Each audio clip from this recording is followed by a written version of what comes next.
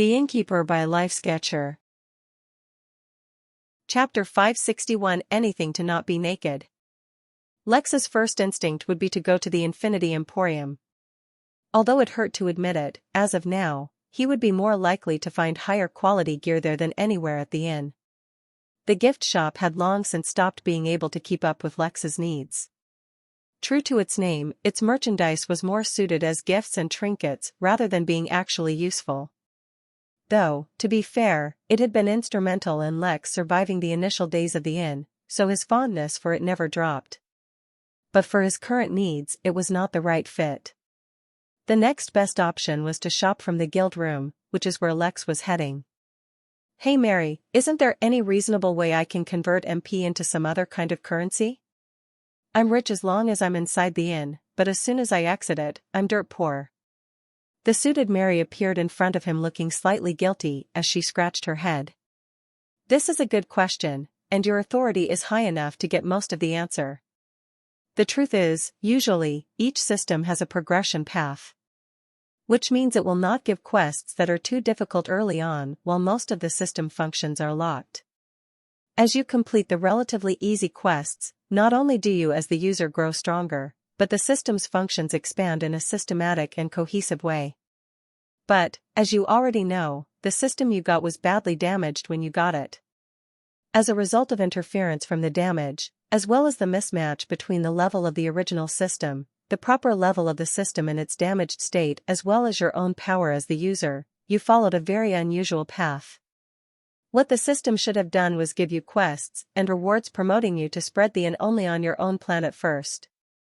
Only when your growth potential was tapped out, depending only on the resources of your own planet, should it have spread to another one, and so on and so forth.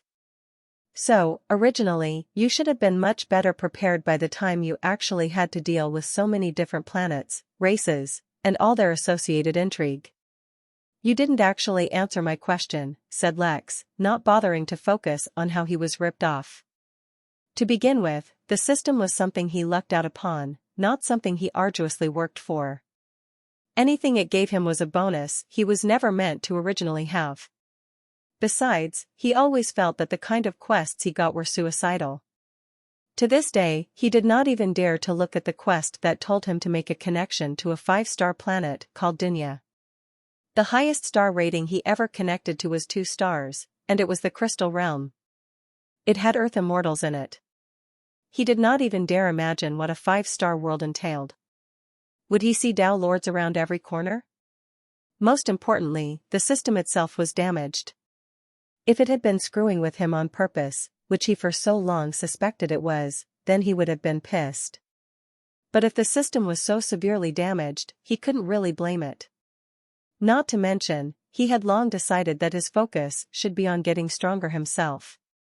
No matter how useful or useless the system was, if he himself was strong, then he would be able to face any and all challenges it threw his way. This was important, because based on all the remarks it gave him, a part of him still believed the system was just screwing with him. The answer is, most likely, but I cannot say for certain. All I can say is you're doing a good job. Keep getting stronger, and keep completing quests. That's the best way to unlock new features. So basically, there's a chance I won't always be poor. Got it.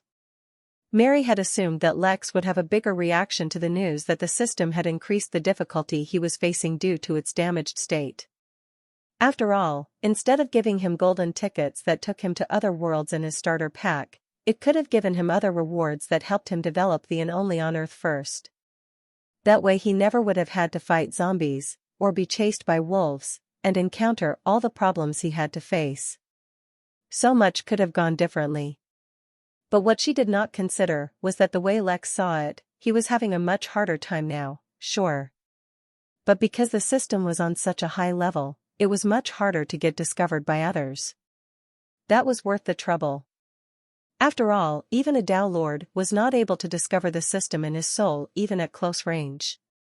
Sure, he had not scanned Lex, but that was good enough. Or maybe Lex had just learned to stop complaining and make use of whatever his situation dictated. He walked into the guild room and spared no expense.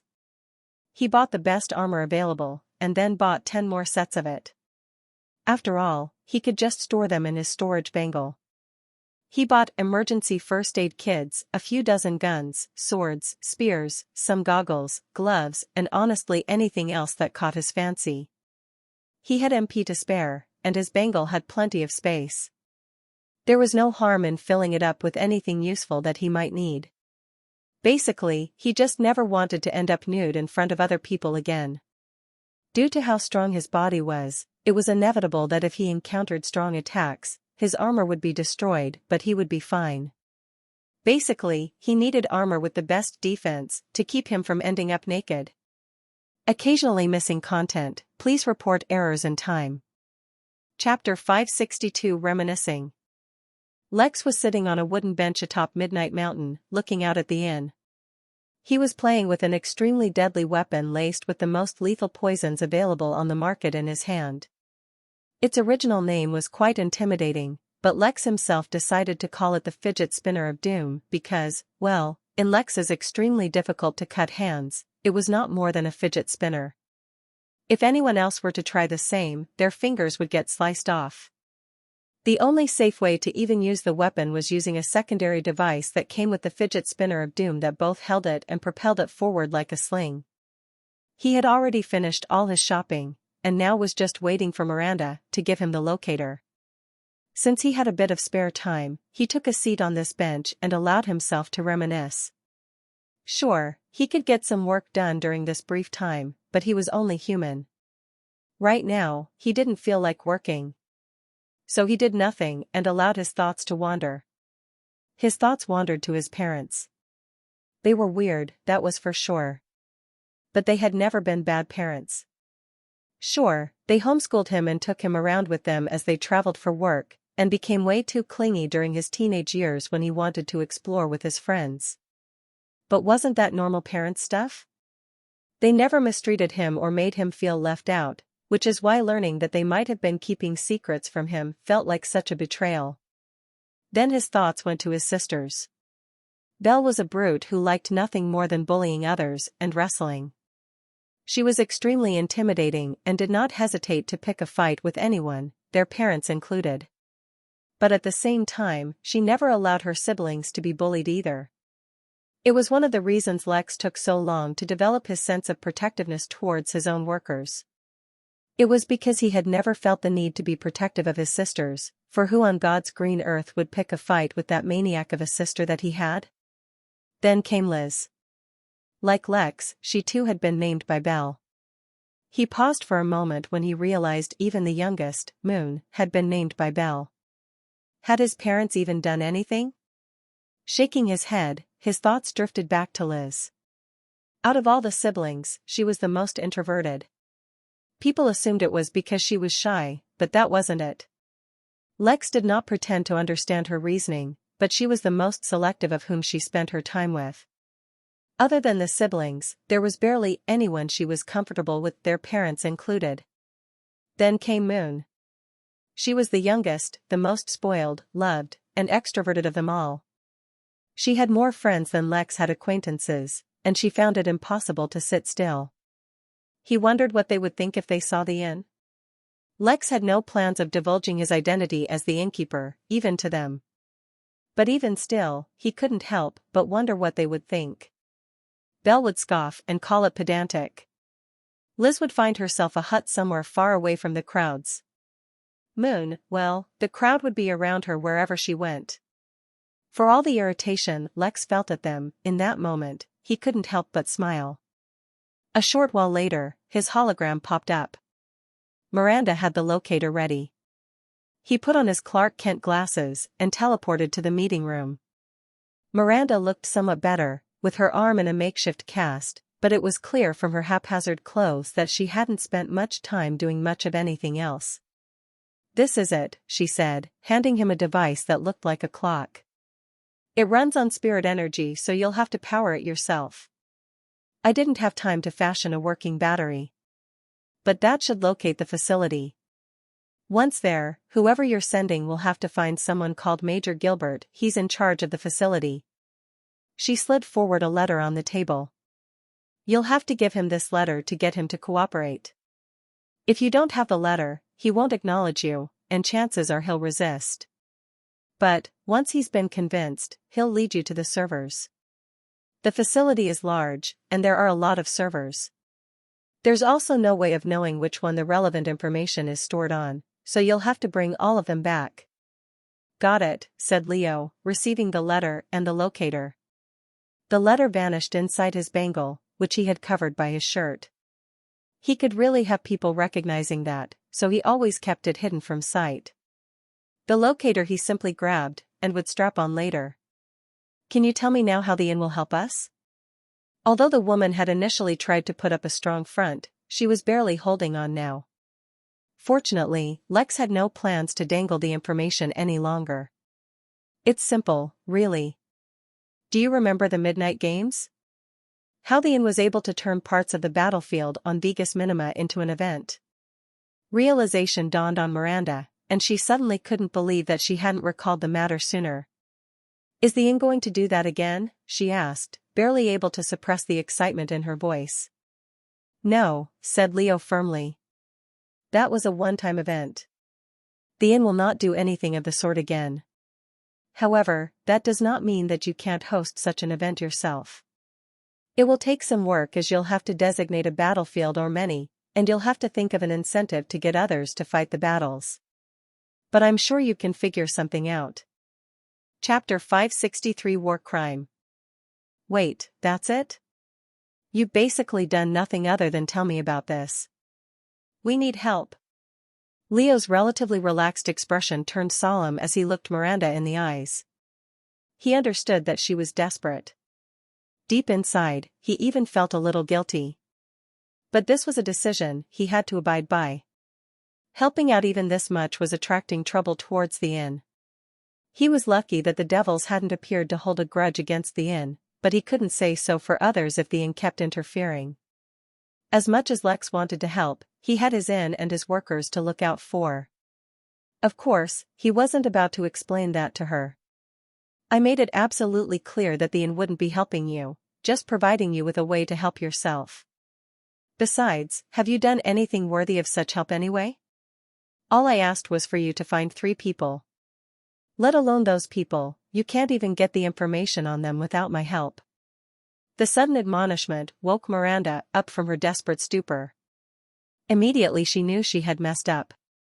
As someone trained in managing relations, she should have known better than to have such an emotional reaction. Besides, Leo was right.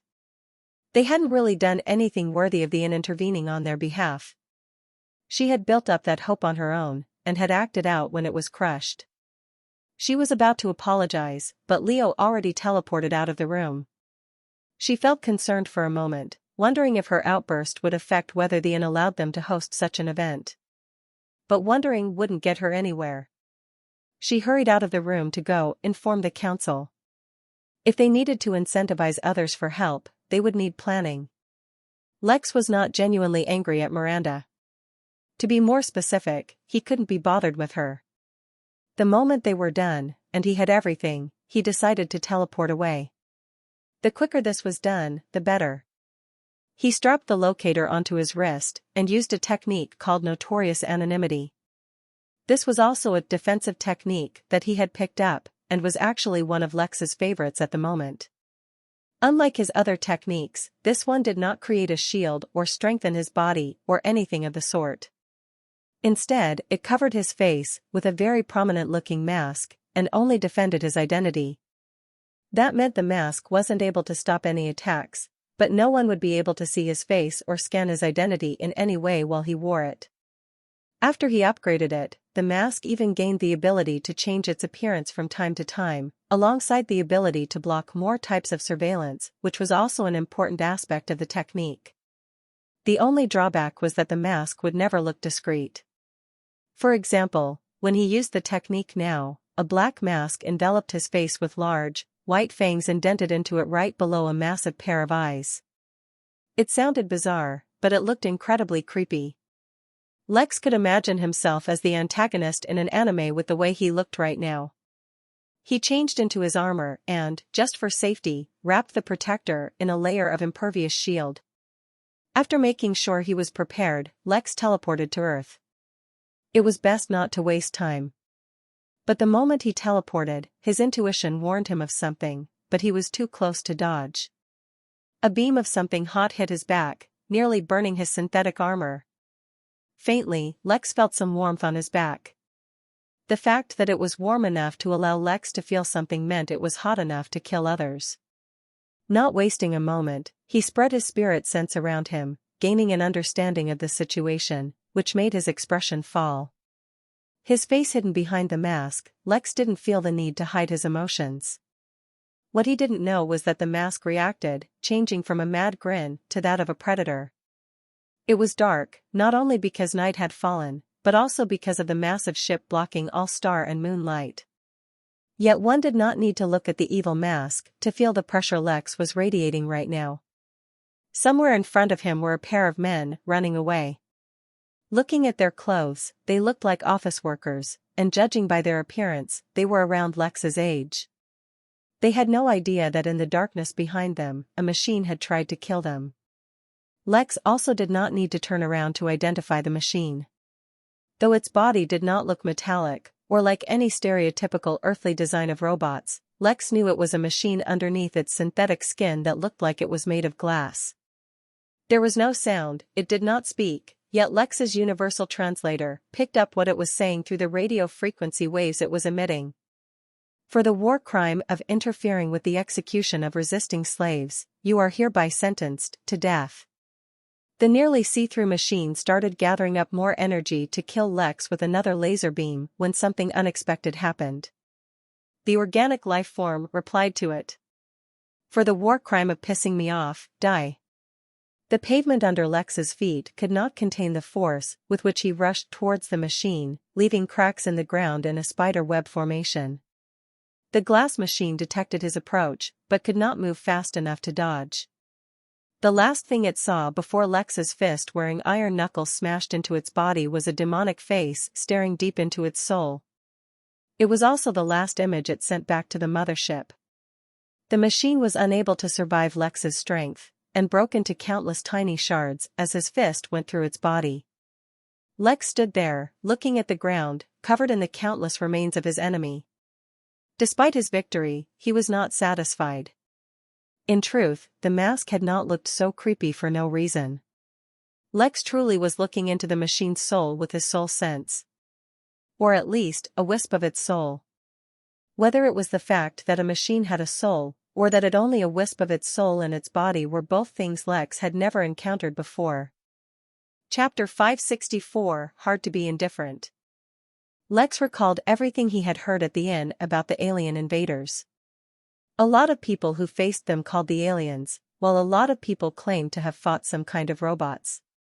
The assumption he had made was that the invaders consisted of a race that also used a lot of robots. That was a concept that was easy for him to understand. But this robot having a wisp of a soul inside of it confounded him. Especially because he was the one calling it a wisp of soul. In fact, he had no idea what it was. Looking at it, his intuition told him that it was a sort of mirage of an actual soul, but the soul was not present in the robot's body. Instead, it was somewhere else, and was using the wisp to remotely control the robot. Of course that was only a guess and could not be confirmed, but Lex more or less trusted his intuition. Based on that, Lex guessed Earth was dealing with a highly advanced race that could use robotic soldiers instead of fighting in person. It was an important piece of information to note, and maybe he'd need it in the future. For now, he had other things to do. He channeled some spirit energy into the locator strapped onto his wrist and waited for it to turn on. The interface wasn't complicated.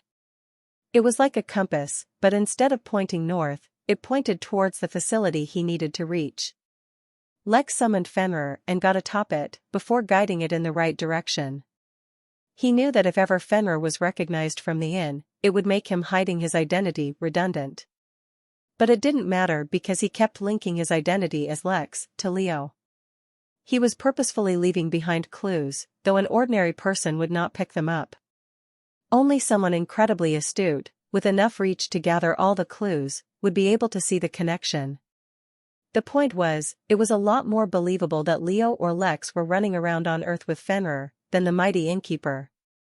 A lot of people at the inn had already seen the Innkeeper's power, so no one would assume that he was actually Lex. After all, someone that powerful didn't really need to hide that identity, is what most people would assume. Another important factor was that Fenrir was supposed to be the protector of the inn. He had gotten a taste for hunting in the Crystal Realm. In fact, Lex still sent him there from time to hunt. But the more dangerous situations he faced, the more experience he would gain. Also, Lex wouldn't have to run a huge distance in case the facility was far. But that was completely and totally not the real reason Lex summoned him, and was only a convenient truth. But Lex barely covered any distance when he encountered another group of robots. They were fighting against what looked like local police who had barricaded themselves, as well as a group of civilians underground. Technically, Lex could avoid them. He didn't need to get involved.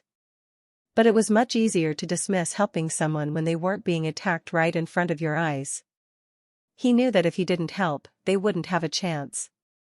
I bet Bell would have no problem ditching them, Lex mumbled as he instructed Fenrir to move closer. Deep in space, there was a massive war being fought on a rogue planet, traveling through the expanse without anything to leash it. A majority of the planet was occupied by human forces, while only a small portion of it was left under Fugan control. Yet that did not mean the remaining fight was easy, or close to victory, for that matter. Above the planet, in space, was the venue for another battle. This battle was not being fought by mortal soldiers, but by those nobles who had reached the immortal realm. Even if those immortals happened to be soldiers, by the definition of the Empire, they would still be called nobles. As such, this battlefield, which often appeared in space to limit the damage, was called the Noble Battlefront. On this noble battlefront, there was one warrior in particular who especially radiated an aura that was both noble and domineering. She was clad in the signature armor of the Williams family. Her weapon was a double-ended scythe, and with it she had already reaped the life of an opposing Fugan. That was not an insignificant feat, for the death of an immortal was a rare occurrence regardless of what kind of battle it was. Yet she was not satisfied, and attacked aggressively. But if all it took to defeat a Fugan was aggression, this war would have been long won. "There is news from the family head," a voice spoke to her in her mind. In the vacuum of space, spirit sense was the only way to communicate. Of course, masks with inbuilt communicators were also an option, but they never survived the kinds of fights they were exposed to. "What does he want?" she asked, with no hint of politeness in her voice when talking about her own family head. "It's good news. The ancestor has shown signs of returning, and even signs retaking the helm of the family to bring it to new heights." The voice was tinged with excitement, but the woman did not share the feeling.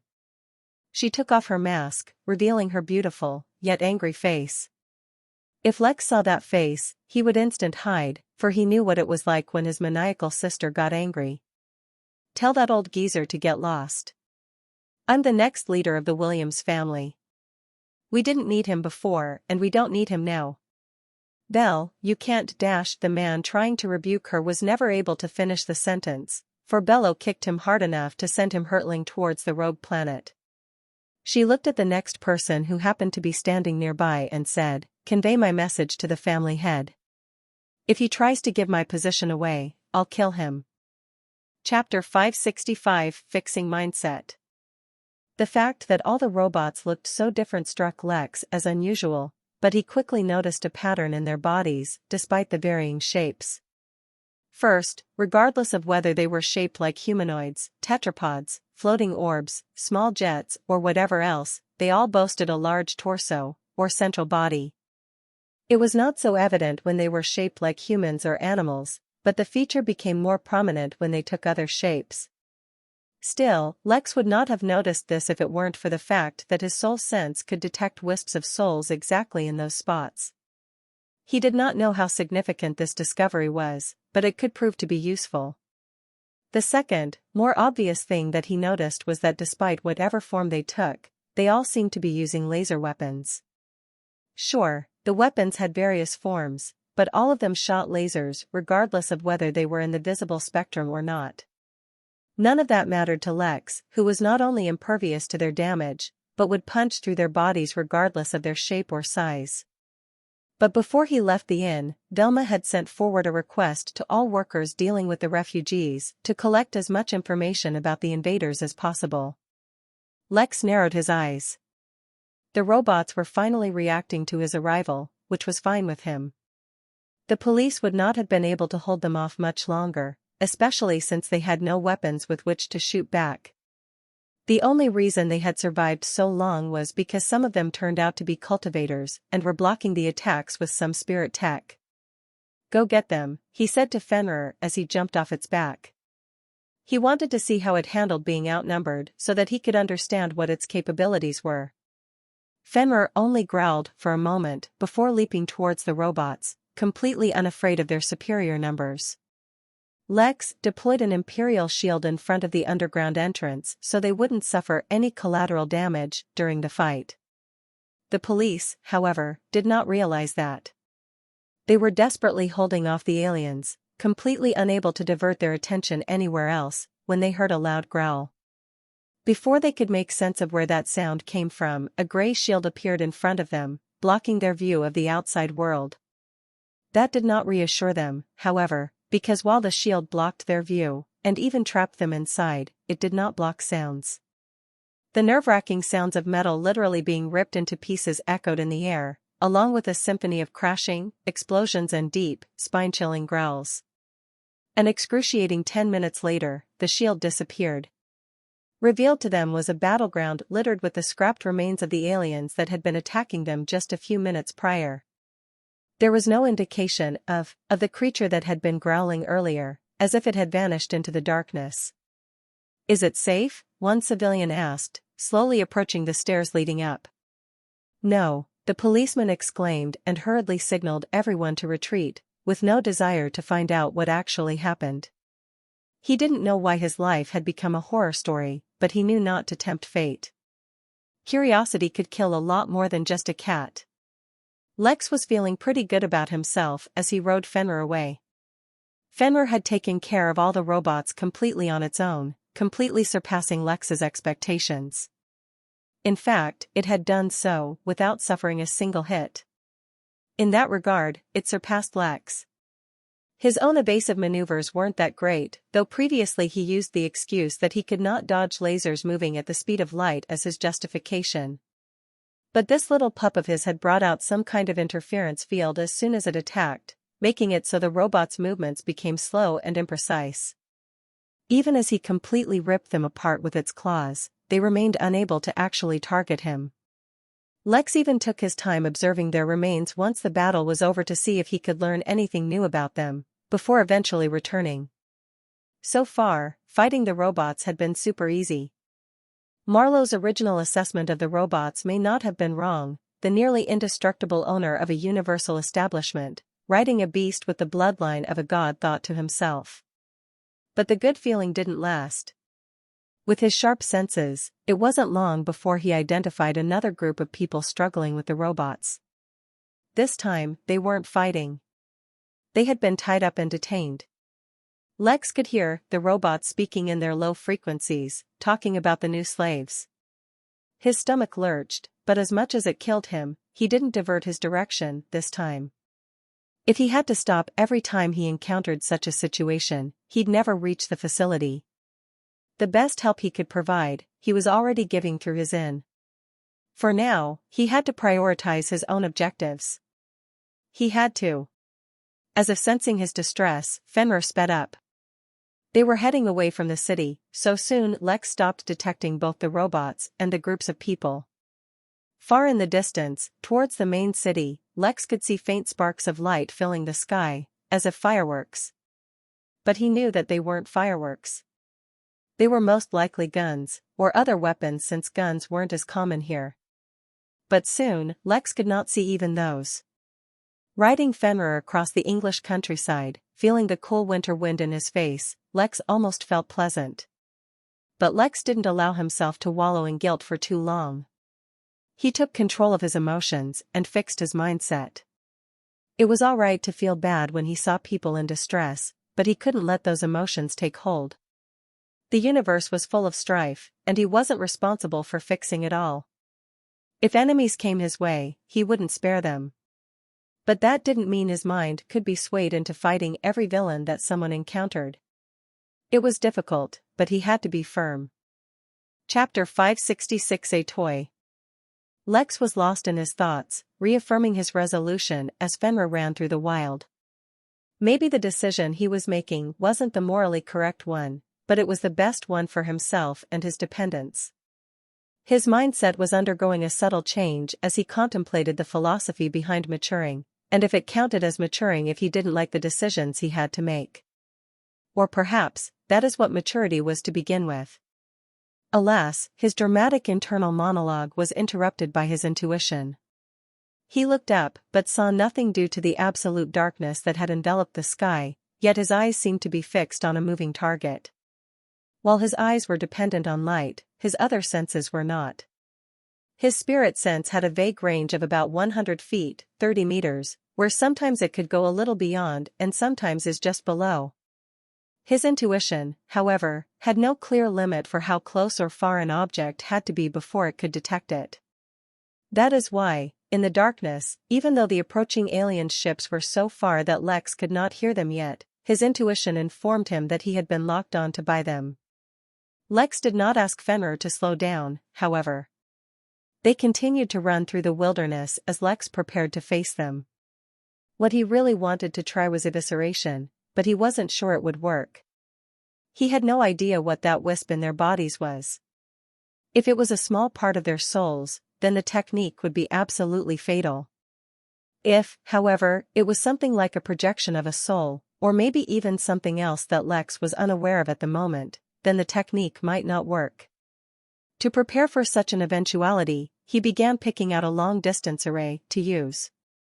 He did not believe that these robots would be as resilient as the ones in the pagoda, for right from the get-go, they had given him much more trouble.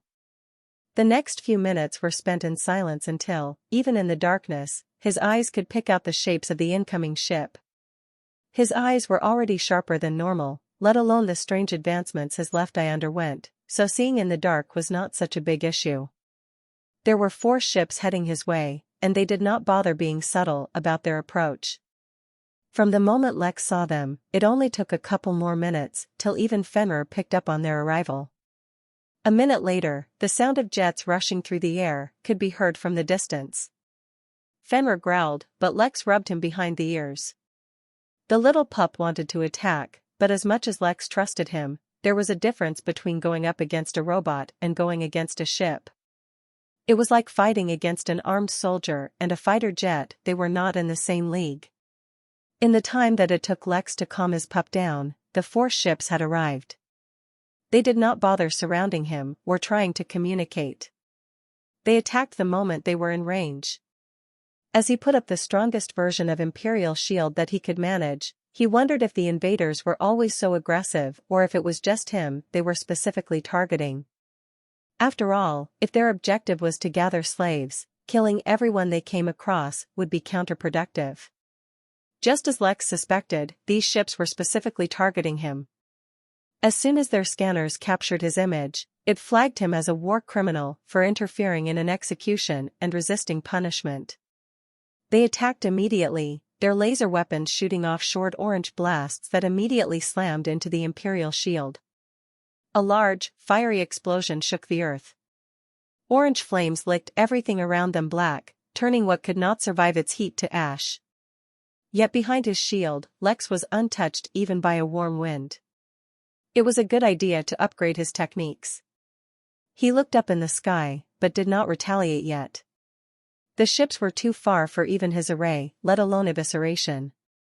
So, he patiently waited for them to come closer. But that is not what the ships detected. As soon as they scanned the explosion site, they picked up an image of a lone man sitting comfortably on his war mount, looking up at them mockingly. The massive fangs displayed on the mask had changed into a sneer, as if the ships were unworthy opponents. His eyes looked placid, as if there was no pressure that the incoming ships put on him. A mistake that Lex made, due to the kind of exposure he had, was that the ships were piloted by the robots who were invading. That was wrong. In fact, the ships themselves were sentient as well. They were just as much invaders as the robots on the ground, and they took great offense to Lex's dismissive attitude. The ships, now closer since they never stopped moving during this entire ordeal, opened a hull at their base, and brought out a laser cannon. The identical cannons on all 4 ships began to glow, charging up for their attack. Oh? Lex felt a tingle, as if warning him his shield wouldn't be enough for the upcoming attack. All 4 lasers shot, but not at Lex. The 4 lasers converged midair, and began combining their might, turning into a massive orb of orange light. "Look, Fenrir, the little aliens are trying really hard," said Lex mockingly, this time on purpose. Though Lex had not spoken aloud, the sensors on the ships detected every word he said. Not only that, since the ships were constantly connected to the mothership, his words were broadcast back to their main command. Unable to contain their anger, the ships launched their attack prematurely. The massive orange orb, despite its size, hurled at Lex at the speed of light, crashing through the Imperial shield. Then nothing. The orange ball seemed to freeze in space, right in front of Lex. The ship scanned again, and received an image of Lex casually holding the massive ball of destructive energy in a single extended hand. It looked like a toy. Chapter 567 Priority. Lex naturally could not catch the orange orb at the speed of light. Yet his intuition could predict its trajectory and path even before it launched, giving Lex plenty of time to prepare. Although the orb was quite a bit larger than his hand, on a whim he felt like testing out impervious hands. Using the technique cost a lot of spirit energy, but Lex was not in his flow state, where he always did the most efficient action. In normal life, it was okay to be wasteful sometimes. The technique's appearance was very lackluster, in that nothing special appeared on his hands. It was as if a technique wasn't being used at all. Just as he held out his hand in place, the aliens launched the attack. While the orange orb had no trouble breaking through the Imperial shield, the moment it touched Lex's hand, it lost all of its momentum. Lex experienced something strange. According to the original technique, his hand should have been impervious to damage, and that is all. Yet now, from the moment the ball touched his hand, he felt in complete control of it. That was not supposed to happen, as there was no aspect of the technique which extended to control, but that's what happened. He could feel that the energy propelling it forward had not disappeared, but was simply contained. If he wished, he could use that energy to propel the ball anywhere he wished. If he so wanted, the orange orb could fizzle out, or suddenly explode. He tried out his control, and the massive orange orb shrunk down until it fit perfectly into his palm. "Look, Fenrir, the aliens want to play catch." He didn't try to throw the orb back, he didn't trust his aim enough. He just used its existing kinetic energy, and sent it back exactly from the path through which it came. On the mothership, or rather, the mothership, which was its own sentient being as well, stuttered for a moment when it received a projection of a laser orb being caught with bare hands. When it heard Lex's words, it did the robot equivalent of screaming in the air, before the feed was immediately cut off. The sensors on the ships near Lex were not advanced enough to track the orb traveling at the speed of light, and so they were unable to record how Lex sent the orb back. But the mothership guessed what happened nonetheless. New additional objective, she sent out to all deployed robots in the region. Anomalous subject identified. Subject has shown capability to physically interact with energy. Securing the anomalous subject is now priority number 31. Objective title, Anomalous Subject Securing. Objective short form, ASS. I repeat, ASS is now priority number 31. Back on Earth, Lex was admiring the massive explosion in the air. It was a shame that he didn't get to try evisceration, but he would get more opportunities no doubt. Moreover, he learned something interesting about impervious hands. Fenrir released a low whine, attracting Lex's attention. "What do you mean that I insulted the tradition of the hunt? I'm the one who taught you about hunting." Besides, I'm learning that it's a little fun to tease your prey. Grr. Don't be ridiculous. It's not more fun to immediately kill the prey. Sometimes, when you have full control of the situation, it's a lot of fun to tease your prey a little. Honestly. Try it next time. Instead of replying to Lex, Fenrir began running towards the facility once again. Oh, you're ignoring me now? Lex asked while laughing. Grr. Me? Embarrass you? Are you serious? Lex and Fenrir continued to argue with one another as they continued on their path, completely unaware that various robots and ships had diverted their path to locate them. Yet, despite their advanced technology, they were unable to find them. Whether they scanned the area from the air, or checked their last known location for tracks, there was nothing to find. Though Fenrir was young and inexperienced, its instincts were strong. After the previous fight, it had immediately deployed one of its bloodline abilities, creating an interference field around them and hiding all their tracks. The abilities bestowed by a god bloodline could not so easily be countered, and so thousands of ships flew in the area, searching for them to no avail. The mothership grew increasingly frustrated at the lack of results, and couldn't help but picture the uninterested look on the mask when it faced those ships.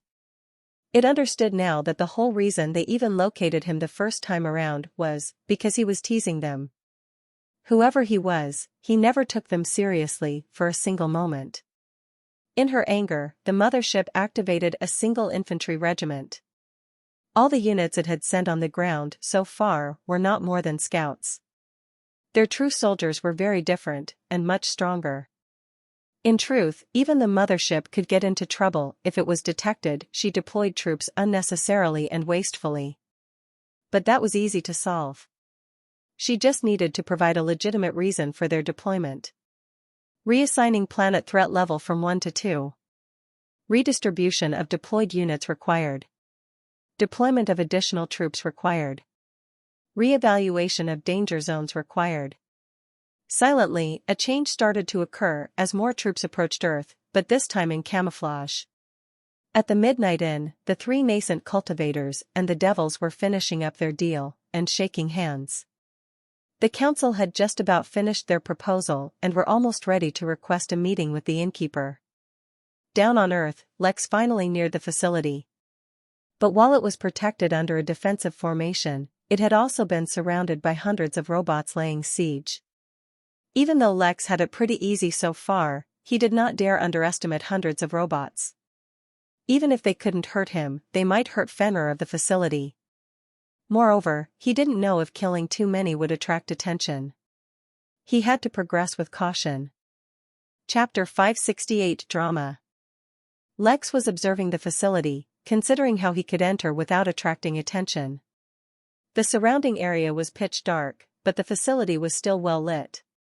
They probably had spirit energy-powered lanterns or something similar. But instead of helping them, the light acted as a beacon for the robotic invaders, attracting their attention and resulting in this siege. Their defensive formation was like a transparent bubble around the entire building, only rippling when struck by the invaders, so that meant it was constantly rippling. He didn't know how much longer the formation could last. Before Lex could formulate a plan on how to proceed, Mary called out to him. "Hey Lex, before you do anything else, I just learned something I thought I should share with you." "What's up?" he asked, without removing his gaze from the facility. While the council was temporarily crippled due to the sudden shutdown of all electronics, surprisingly, they actually had contingencies in place for such an occasion. They've finally got a communication network based on spirit tech up and running, and have successfully mobilized a response force. Alright. What does that have to do with my current situation? According to their latest reports, the invaders have not attacked all places equally. They are first mobilizing towards high-value resources, some of which the council had actually hidden from the world. Moreover, there are a few special zones on your planet termed as danger zones where people don't casually venture in, because anyone who goes in rarely comes out. The invaders are all targeting those areas first, as if they want to make sure they get everything precious or valuable before they do anything else. This information was corroborated by Marlowe, who recently just returned to the inn. According to him, his wife's family's sacred ground was also attacked. Unable to hold them off, she opted to dig out their most valuable tree and brought it to the inn's greenhouse for safekeeping. Lex recalled hearing about that tree, if they were talking about the same one. They had used it to keep Raphael alive, despite his horrible condition. So what you're suggesting is, the reason there are a lot of robots laying siege to this facility is because it is probably storing something valuable. That is a possibility. There's one more thing. Although he was not clear about the details, Marlowe suggested that this invasion might not be so simple. He suggested that it might have been instigated by someone. He said he would not elaborate more until they were able to contact Fernanda, but there's been no progress on that yet. Lex frowned. Before the invasion happened, Marlowe was supposed to be heading towards the prison to deal with whoever had been instigating wars on Earth. Considering his history, it might not be a stretch that the same person would be responsible for starting something like this, if he was able. Suppressing his urge to personally beat up that scum, Lex narrowed his eyes as he looked at the facility. What could the facility be hiding that was so valuable? Miranda didn't mention anything, and he doubted the aliens were interested in the servers. Just because he had access to the whole universe, it did not mean he underestimated the value of things he could find on Earth.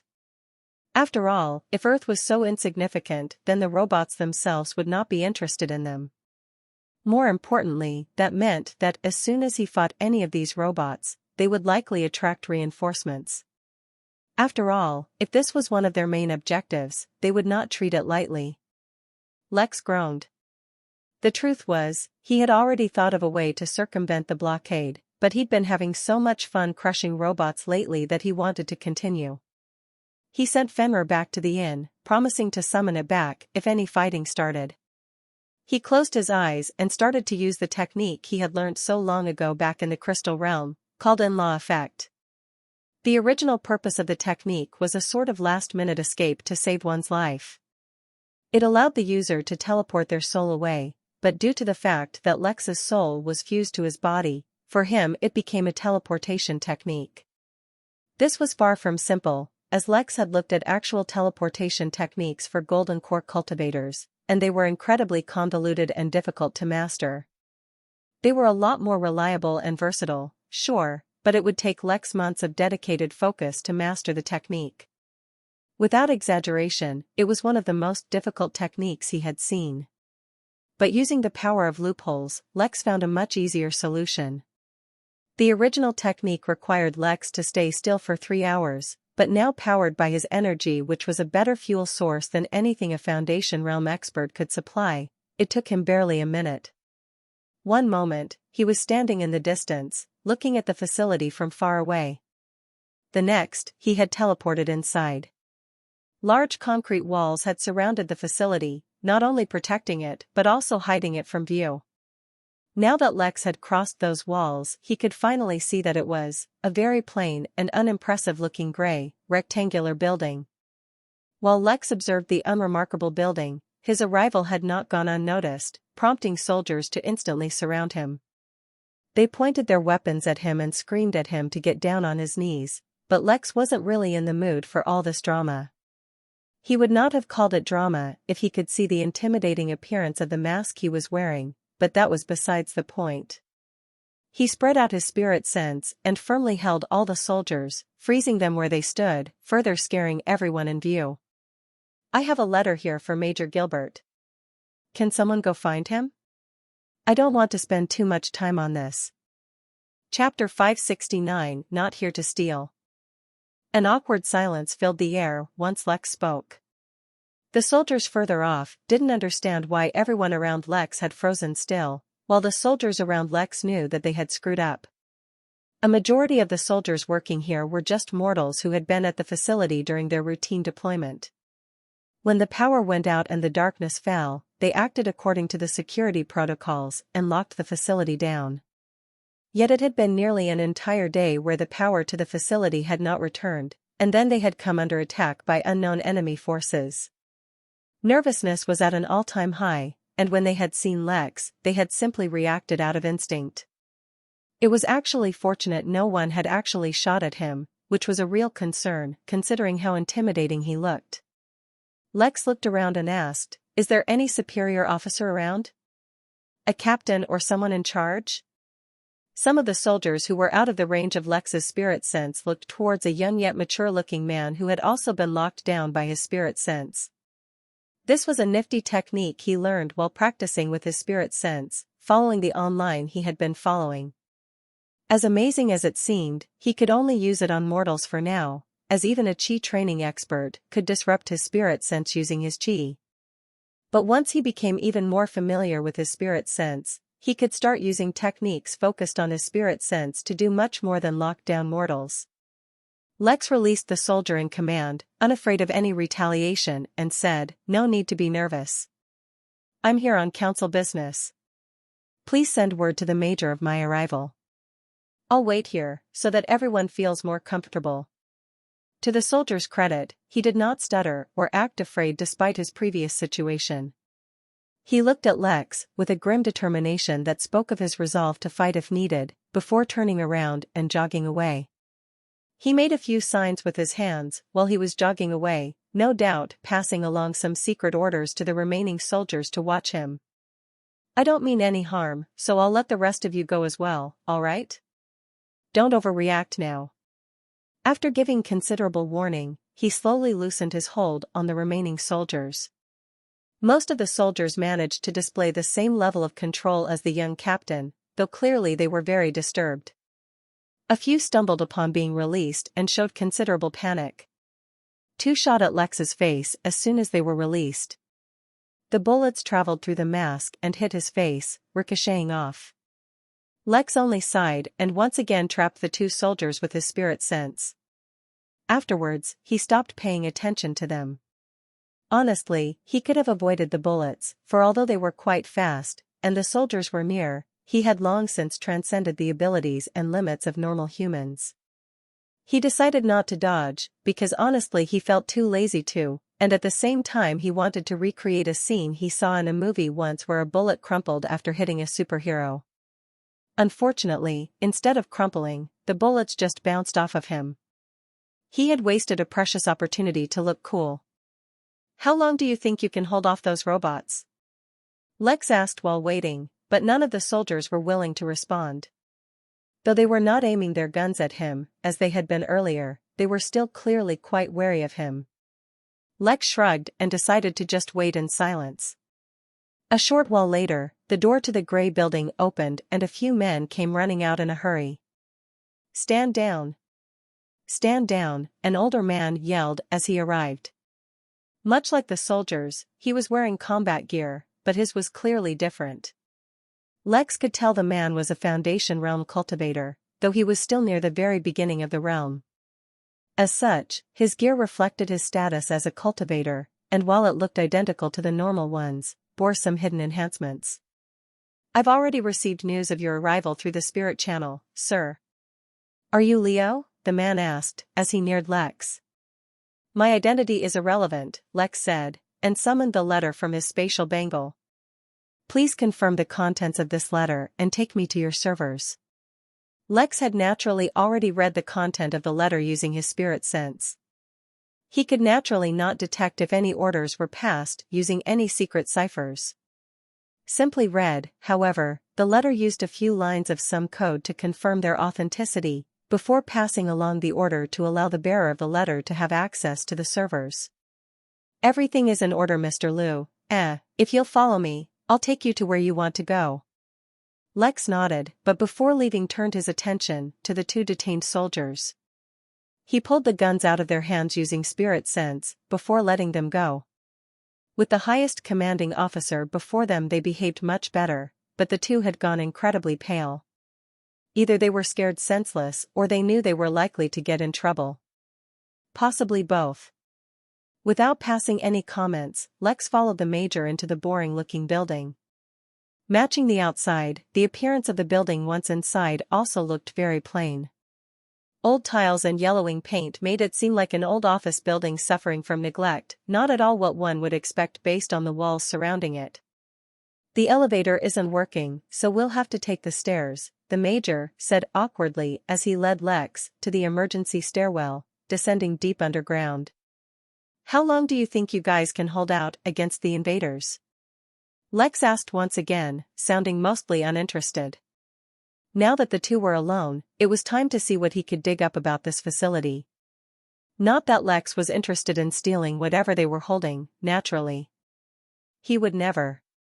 But, say, if the facility fell to the robots, then it wouldn't count as stealing from the council, right?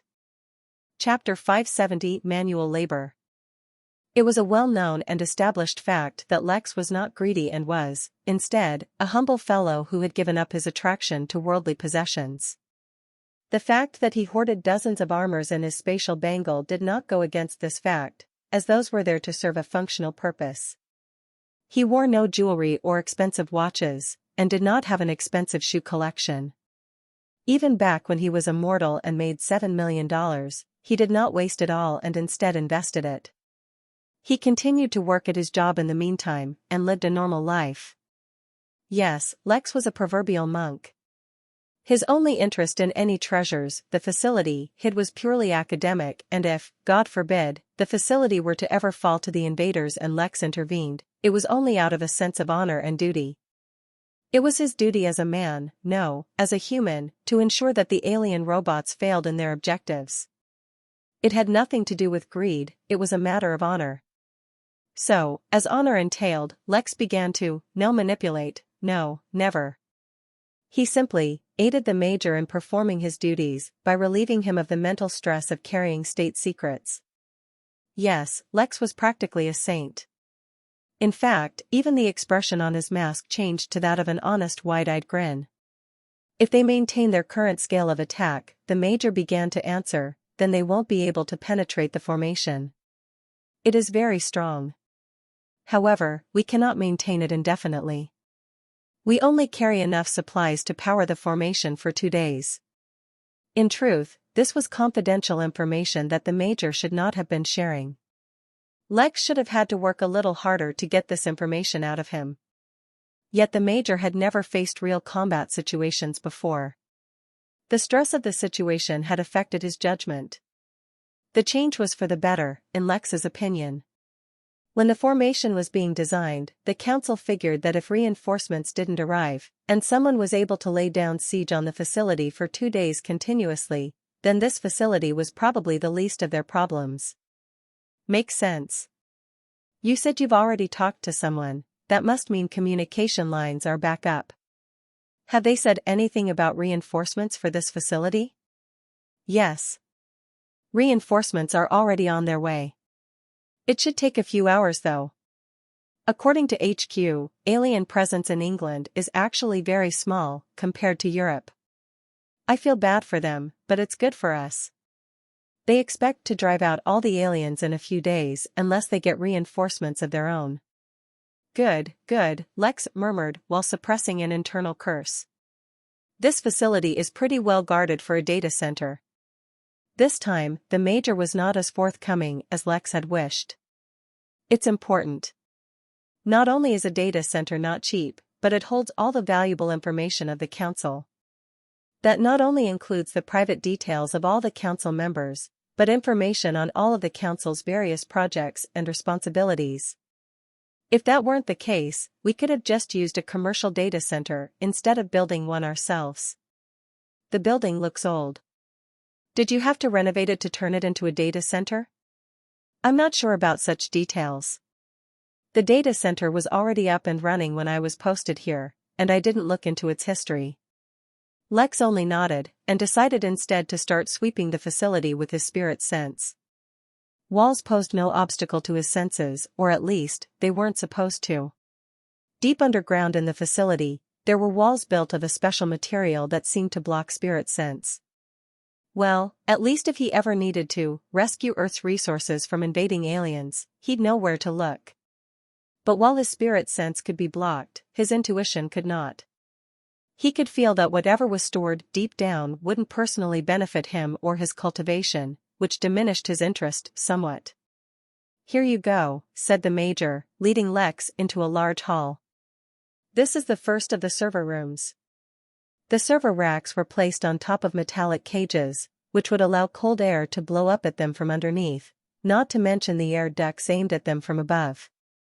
Despite the fact that there was no electricity, and the air conditioning clearly had not been turned on, the room was still chilly. The first room? How many rooms like this are there? Lex asked as he gauged how many of these he could fit into his spatial bangle. There are 4 halls like this on each floor, and there are 5 floors of servers. Lex would definitely need to make several trips to the inn to transport all of these servers. He should really look into the inn's ability to turn items into cards that can be easily transported. That would save him a lot of trouble. Well then, I'll get started. Wrapping the servers in his spirit sense, he directly transported them inside his spatial bangle, making sure to take as many wires as he could. Taking the servers to the inn was only the first part. They would need to be turned back on and probably have to go through some configuration once that was done as well. Ideally, the servers should have already been prepared for transport by engineers, but one could not ask for everything during war. The work was tedious, and while it bewildered the Major, Lex felt like he was doing manual labor. He had to make repeated trips to the inn, and unload the servers and teleport back to the facility. After 20 minutes, despite his speed, he was still not finished. But it seemed time was up, as the building rumbled, as if experiencing an earthquake. Lex paused, and turned to look at the Major, who was also concerned but tried to put on a brave face. Worry not, this building is. He did not get to finish his words, as the sounds of explosions interrupted him, followed by more trembles. It seems the formation has failed, Lex said grimly as he spread his spirit sense upwards. Chapter 571 ASS found. Damn it, the Major exclaimed and exited the room immediately, running upwards. Lex did not follow him, but sped up retrieving the servers as much as he could. The sound of fighting above him became more intense, and the shaking became more common.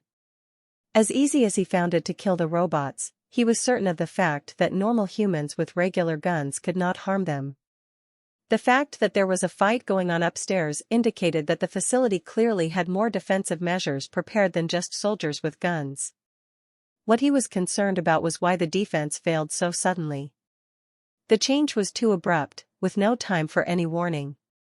If more robots had arrived, thereby increasing the numbers of attackers, to overwhelm the formation, someone would still have had enough time to find the Major and give a warning. It was worth investigating.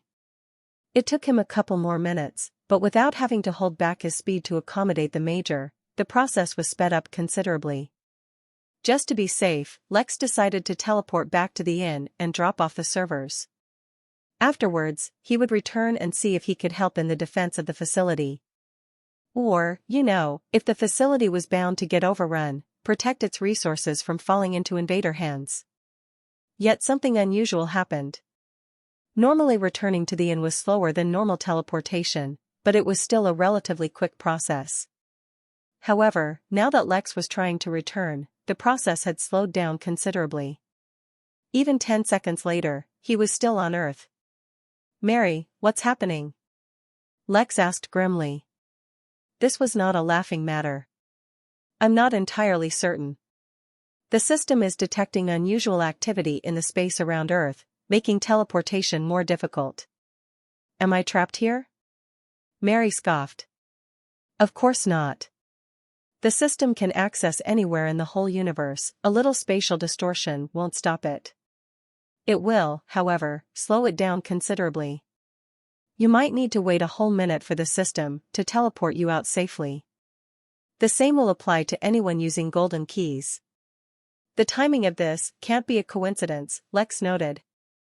"Whether this is a natural phenomenon or artificial is not something that I can check. But one thing is certain: if whoever is attacking has means advanced enough to disrupt space, then they definitely have the means to detect any teleportation taking place. If they can detect everyone who is coming and going from the inn, then it's no wonder they started disrupting space." Just as Mary finished speaking, Lex was finally teleported away from the basement and returned to the inn. He unloaded all the servers, and directly teleported them to a small facility he had built in the small village being rented by the council. Inform Miranda that the servers have arrived.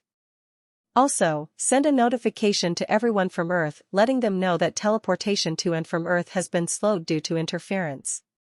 Other than the Crystal Realm, this was the first time he encountered trouble with teleportation. He was now even more invested in figuring out who exactly these invaders were. No one messed with his business. Although technically his work on Earth was over, he decided to return to the facility. Not only did he want to help them, but he was very interested in how they overcame the defensive formation. He had a feeling that this information would be critically important. Just as with his arrival, the teleportation back to Earth took uncomfortably long. For the first time, the expression on the mask completely accurately depicted how Lex truly felt. There was no toothy grin this time, no. Instead, a closed mouth and eyes that showed increasing anger painted his mask.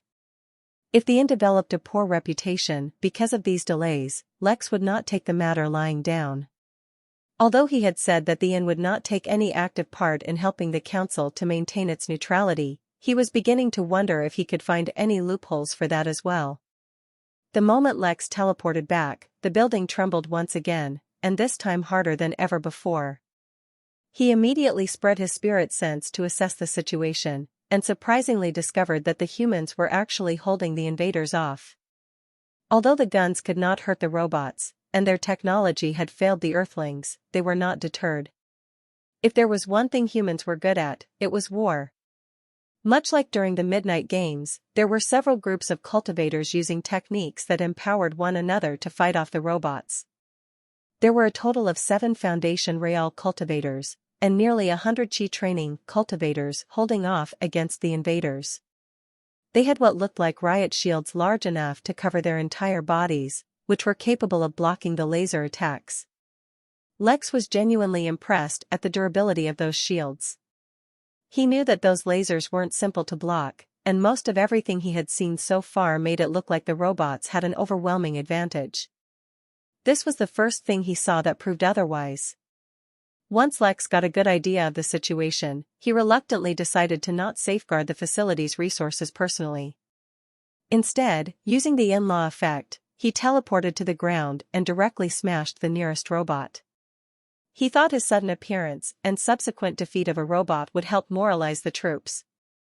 Instead, it was when all the robots stopped invading and started focusing solely on Lex that the soldiers felt their morale boosted. At least they weren't the ones being shot at. Lex, however, instantly felt his mood sour. It wasn't because he was being targeted by all the robots. It was because he overheard the robots speaking. ASS has been found at location designation 765-1273. All on-ground units, focus on ASS energy weapons have proven to be non-effective against target, act accordingly. Chapter 572 Fire Demon. Without hesitation, Lex used evisceration on the robot that had spoken. But as he had long suspected, the technique had no effect. No matter, he didn't mind doing things up close and personal. On his fists, he was currently wearing iron knuckles that he had bought from the guild room. Unlike normal iron knuckles, these could be charged up using Lex's spirit energy.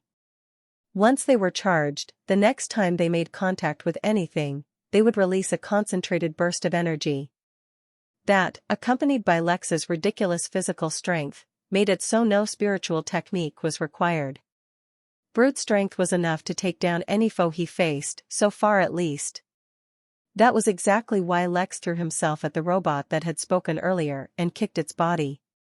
He did not want to defeat it too quickly. He did not know if the robots felt pain, but he definitely knew the satisfaction of beating it senselessly. The soldiers, who had finally gotten some relief and took that time to readjust themselves, went into shock. They had been fighting for their lives, barely holding on, when fighting. Yet against the same opponents, the strange masked demon, the robots were nothing but rag dolls. Completely ignoring all the attacks falling upon his body, the demon kicked one of the robots into the sky. But that was just the setup for more attacks, for immediately afterwards, the masked demon punched another robot, tearing it apart. He then grabbed the robot's breaking limbs and started to throw them into the sky at the robot he kicked up. But after a few moments of that, feeling unsatisfied, he jumped high up into the air and kicked the robot back onto the ground, creating a crater where it landed. By now, the armor he was wearing had turned red from the heat of the laser hitting it, and even began to melt. Yet for a man who had swum through lava, what was burning clothes? He did not even slow down and kept stomping the first robot. But the demon was strategic. He did not immediately destroy the robot by attacking the core of its body, which was its center. Instead, he attacked its limbs, slowly crushing them. By now, the pants he was wearing were literally on fire and his armor was melting off his body, but he had not even slowed down. Some robots had come near to attack him, but not only did their physical attacks not hamper him, as he had done earlier, he ripped off their limbs and used them as weapons to continue smashing the robot at his feet.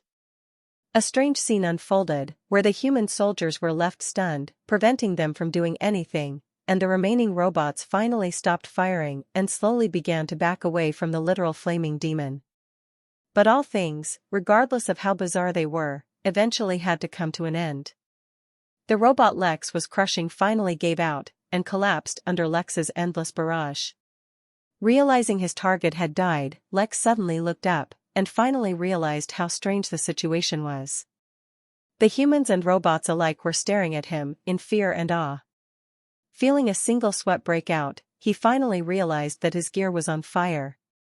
He erected an imperial shield around himself, took off the thick, melted goo that was sticking to his body, and put on a fresh pair of identical body armor. He removed the imperial shield, ready to continue the fight. Yet the scene of him in fresh attire scared everyone even more than the chaos that he had just wrought. The fact that he had prepared extra armor meant that such behavior was a norm for him. One of the soldiers that had shot at him earlier fainted. The robots, too, had completely stopped firing at him and watched from a distance. All the attention was making Lex feel a little awkward. He was just venting a little. Was there really a need to treat him as such?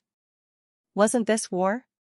How were his actions more intimidating than fighting each other to the death? For a short time everyone was still. No one knew what to do next. Then, one of the robots stepped forward, and for the first time attempted to communicate with the humans. "Human, the operation commander wishes to speak with you. Will you accept the call?" The robot spoke in a very stereotypical electronic voice, which was not what anyone had been expecting. Lex was surprised by the level of etiquette being shown by the robots all of a sudden, but did not disparage the opportunity to communicate with them. Maybe he could finally understand why they had invaded. "Sure," said Lex, and walked towards the robot. When they came face to face, the robot spoke again, though this time with a different, more feminine electronic voice, if that was possible. "This is Iota 336 speaking. Are you the leader of the local humans?" "I am neither a leader for the humans, nor a representative of anyone on Earth. I am here on private business that you are hampering. Do you care to explain why you are suddenly invading this planet?" "As far as I know, the residents of this planet should have no hostilities with any foreign entities, nor do they have any resources valuable enough to prompt an invasion." Using his sixth sense, Lex could tell that whoever he was speaking with was extremely annoyed at him in particular for some reason. What had he done? Nothing. Why was he being targeted? The residents of this planet have broken intergalactic law by enslaving sentient AI regardless of the circumstances. All residents of this planet have been deemed criminals, sentenced to slavery or death. Surrender peacefully, and you will be allowed to live. Resist, and you will die. I have never heard of this law, and I don't know anything about the slavery you're talking about. Isn't it a little harsh to punish an entire planet for a crime they don't even know about? Not to mention, most of the people had nothing to do with the crime. Irrelevant.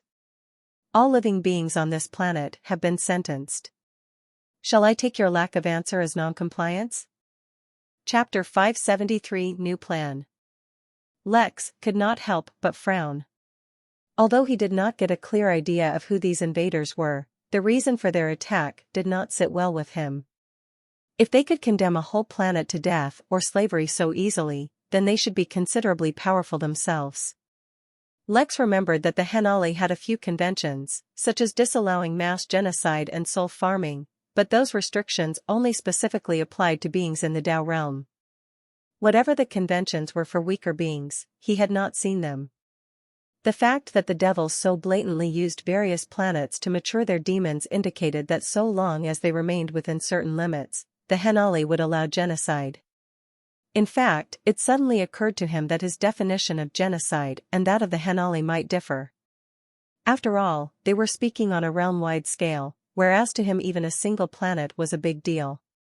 If that were the case, then no matter how much he wanted to help out his home planet, they may already be fighting a losing battle.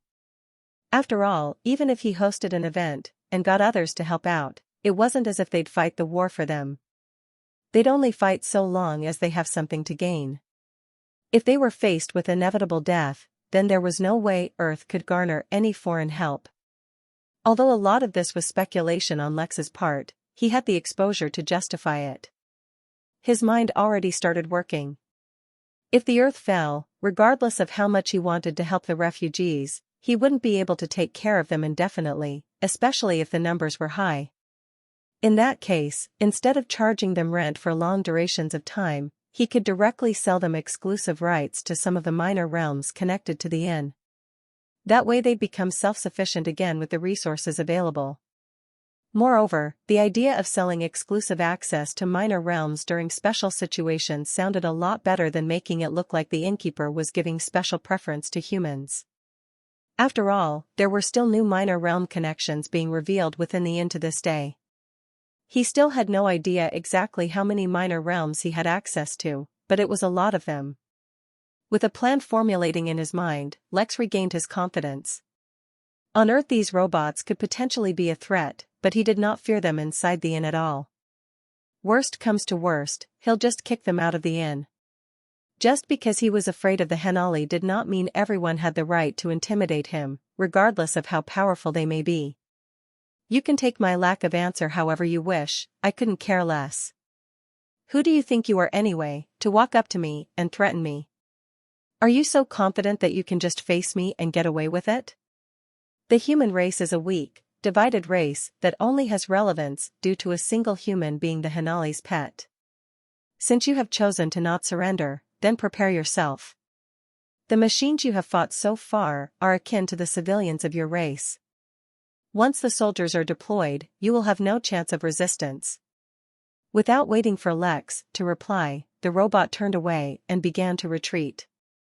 So did the rest of the others. It seems they had decided that since they could not defeat Lex, they should leave it to the pros.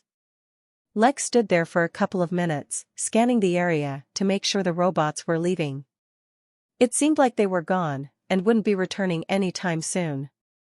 Or at least, the ones to arrive wouldn't be these robots, but the so-called actual soldiers. Lex turned around to face the humans, but instead of cheering for him, they took a step back, as if afraid. Lex felt like sighing. This is probably why no one wanted to be a hero. Only in movies and TV shows do they get the proper accolades. He completely forgot that only a few minutes ago, he was knee-deep in robot guts. From between the soldiers, the major stepped forward, looking pale and out of breath.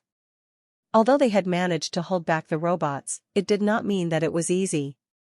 Mr. L, sir, I've received new orders. Would you happen to have any midnight and golden keys? Yes, a few. If possible, I would like to purchase them off of you. According to the latest orders, we've been told to retreat to the inn. Though no further explanation has been given, the order sounded urgent. As for the matter of payment, if you follow me, I can provide you with the payment. I've been told that after deducting the cost for the keys, the remainder is to be converted into a currency called MP. Lex was pleasantly surprised. He didn't even need to reclaim the resources from the aliens, it was being sold to him directly. This was perfect. If he liked the resources, he could take them himself and pay the MP equivalent out of pocket. If not, the system would take care of converting it to MP itself, he didn't need to worry. There was one caveat though.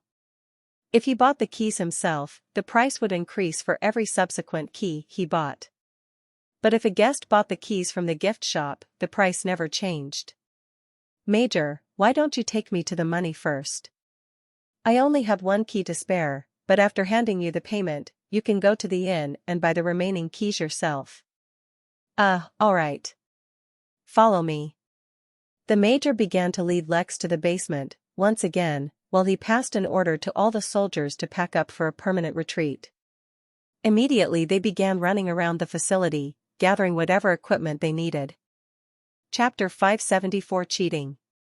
As Lex followed the major, he compiled all the information he had gathered about the robots and sent it to Mary. He informed her to give everything to Velma and have her add it to the information the Midnight Newsroom sells privately. Although he had already done a lot to paint the Innkeeper as biased towards humans, he began to change that perception by slowly doing these small things. Eventually, over time, other races would also get similar benefits, which would erase the perception of bias. Lex already had a vague idea of doing this, but lately his intuition began warning him that he was heading towards trouble if he kept up such behavior. In hindsight, it did seem like he was overly favoring humans, even though as of now, his most common guests were devils. One would think that the devils, with their various unusual features usually sticking out of their humanoid form, such as wings, horns, tails and such, would cause some kind of racial division with the second most common race at the inn, humans. In fact, Lex had long expected this and was ready to tackle it as soon as an issue arose. Instead, not only were there no issues, the humans from Earth embraced the devils by participating in cosplay. It went so far that he had actually even seen at least a dozen human-devil couples. Considering the fact that the Empire considered the devils as humans' worst enemies, and the devils regularly used humans to farm their demons, Lex thought it was a horrible idea. But at least so far, on the inn premises at least, nothing untoward had happened. Putting all of that aside, Lex was not worried that by sending his news to the newsroom the council or anyone would miss out on it. They had actually assigned a person to constantly check for any potential updates. The way Lex saw it, inviting others to fight the invaders on Earth could be beneficial, but only as a delaying tactic.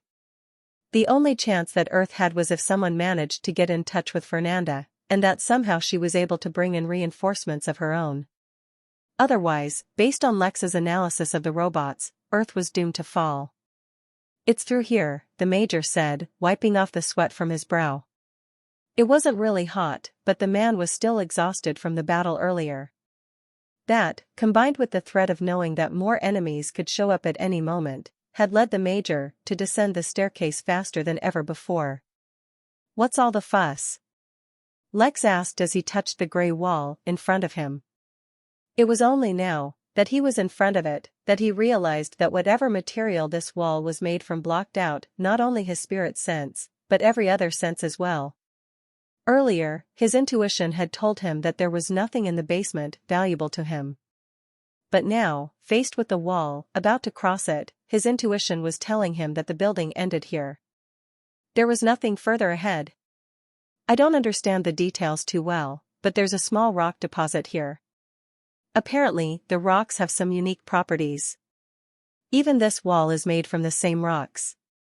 The deposit is too small to be used in mass, but there's apparently very high demand for it." Lex did not pass any comments, for he didn't know what to say. Any material that could hide things even from his intuition would be extremely valuable. This was not him being conceited. He was aware of just how unique his experiences had been.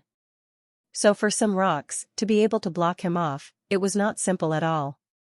In fact, Lex had a sneaking suspicion for why such a material would be found on Earth, though he had no proof for it. He suspected someone, or something, might have purposefully hidden something here, using this special kind of rock to hide all traces of it. That sounded like a conspiracy theory, and one he had no proof for. Even his intuition had nothing to do with the theory. Instead, it was his inner capitalist who so dearly wanted it to be true. With gleaming eyes, Lex walked through the door that the major finally managed to pry open using some special equipment and looked at a few containers that were stacked there. Behind them was a small tunnel that dug deep into the earth. So the stone, whatever it was mined and stored here. With his left eye he looked into the hole to see if he could discover something special, but could not find anything. "Mary, how much are these containers and their contents worth in MP?" Lex asked as he turned to look at them. Even if he was greedy, he was not stupid. Now was not the time to delve on such things. "A total of 8 containers are worth 300 million MP. Lex whistled in his mind. If that's what the system said, then that's what those stones were worth. The council definitely didn't know their value. But regardless of how greedy he was, he wouldn't shortchange them. The reputation of the inn was the most important thing, he wouldn't compromise it on a few rocks. Even if paying the full amount hinted at them of the value of these rocks, he didn't mind. "Perfect, Major. Here's your golden key. Crush it to go to the inn. Once you're there, you'll find the amount for these containers already deposited to your name. After that, feel free to purchase more keys, and come back to retrieve your men." The major did not wait and crushed the key. A minute later, he disappeared. Lex looked around the room one more time, before he too disappeared. He didn't hand the containers off to the system though, no. He took them himself and paid the relevant amount on his own. Until the system gave him a proper way to earn funds other than MP, he would have to rely on cheating it like this. Chapter 575 Updates. Once Lex eventually returned to the inn, he put the containers full of rocks in the storage area attached to his apartment. He had purposefully created a large storage space where he could place items that he wanted to keep safe. Taking a single piece of rock, Lex first ran an experiment.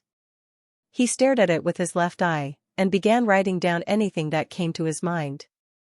Regardless of whether it was a random thought, observation, guess, or feeling, Lex began to write it down. While his left eye could provide him with a lot of additional information, he didn't really understand most of it. It was time he began to understand his own body a little better.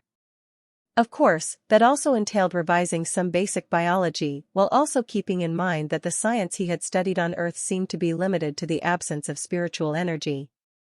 If certain laws changed in the presence of spiritual energy, then nothing in his education had prepared him for that. Still, after some basic revision, he was reminded of the fact that it wasn't his eyes that actually saw anything. His eyes were only tools to capture the light and send the information to the brain. So basically his left eye was an upgraded tool, while his right eye was a normal one. Maybe if he wanted to completely understand the information from his right eye he had to upgrade his brain, but he had no interest in trying any such thing. The rock, dark gray, was oddly shaped and jagged, as if it had been broken off. Yet it did not have any of the obvious traits of a sedimentary rock, such as layering or small sediments of different nature. There were no signs of other minerals embedded within the rock, and it seemed as if it was purely made of a single element. That in itself was an incredible feat, as far as Lex knew. He was no geologist, so he didn't bother focusing on any of that. He only focused on the feedback his eye gave him. The longer Lex stared at it, the more he began to feel as if this rock was not a natural formation. Other than its shape, which could be attributed to be the result of mining, everything about the rock started to seem perfect. After a few minutes of staring at it, Lex finally put it down and looked at the list. There were a few random thoughts he'd written down about how the rock could be possibly used. Now it was time to verify it. As usual, Lex put the rock in the gift shop as an item to be sold, and read its description. Orion scale piece. A small piece, broken from a single scale of a race of beasts, known as Orion. Known as the assassins of the beast word, these creatures are almost impossible to detect through normal means as every part of their body has some camouflaging effect. The scales, while incredibly sturdy when the beast is alive, become relatively vulnerable to heat and can be easily shaped at high temperatures. The scale piece retains a portion of the beast's camouflaging ability. Well, it seemed that Lex was horribly wrong about the rock not being natural, but among his notes were noted down the facts that the rock could easily be shaped at high temperatures. He put the rock back. He didn't currently have a use for it, but that didn't mean he wouldn't have a use for it later. Currently, he was free. He was waiting for the council to get their servers up and running once again, a thing in which he could offer no help. He also kept up to date with the information on the war as the council was receiving it, and the situation wasn't good at all. On average, it seemed like the civilian robots that Lex had faced had the strength equivalent of a peak Foundation realm expert. While it was not so bad to hear, Earth was severely lacking in the number of Foundation realm experts. Worldwide, the number of Foundation realm experts capable of fighting was barely in the tens of thousands, yet such a force had now focused on Europe alone. Lex released a sigh. Where the hell was Fernanda and all those people she represented anyway? Not that Lex cared much for them, but surely they couldn't afford it if all their prisoners actually became alien slaves, right? His personal hologram popped up suddenly and delivered some news to him that brightened up his mood. Alexander had finally sent him the message. He wanted to trade. Suddenly, Lex froze.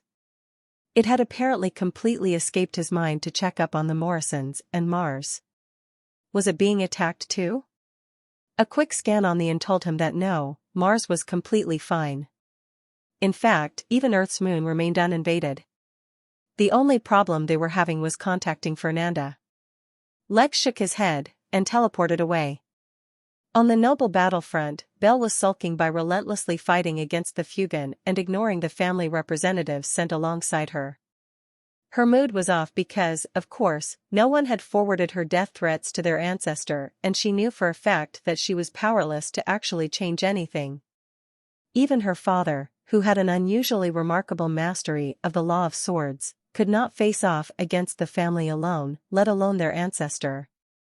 But she was not satisfied with that excuse. Excuses were for the weak and helpless. She just needed a plan. As always, she would come up with one, it would just take a little time. The Fugan she was fighting suddenly retreated much faster than she could follow, leaving her once again without an opponent, which was extremely irritating.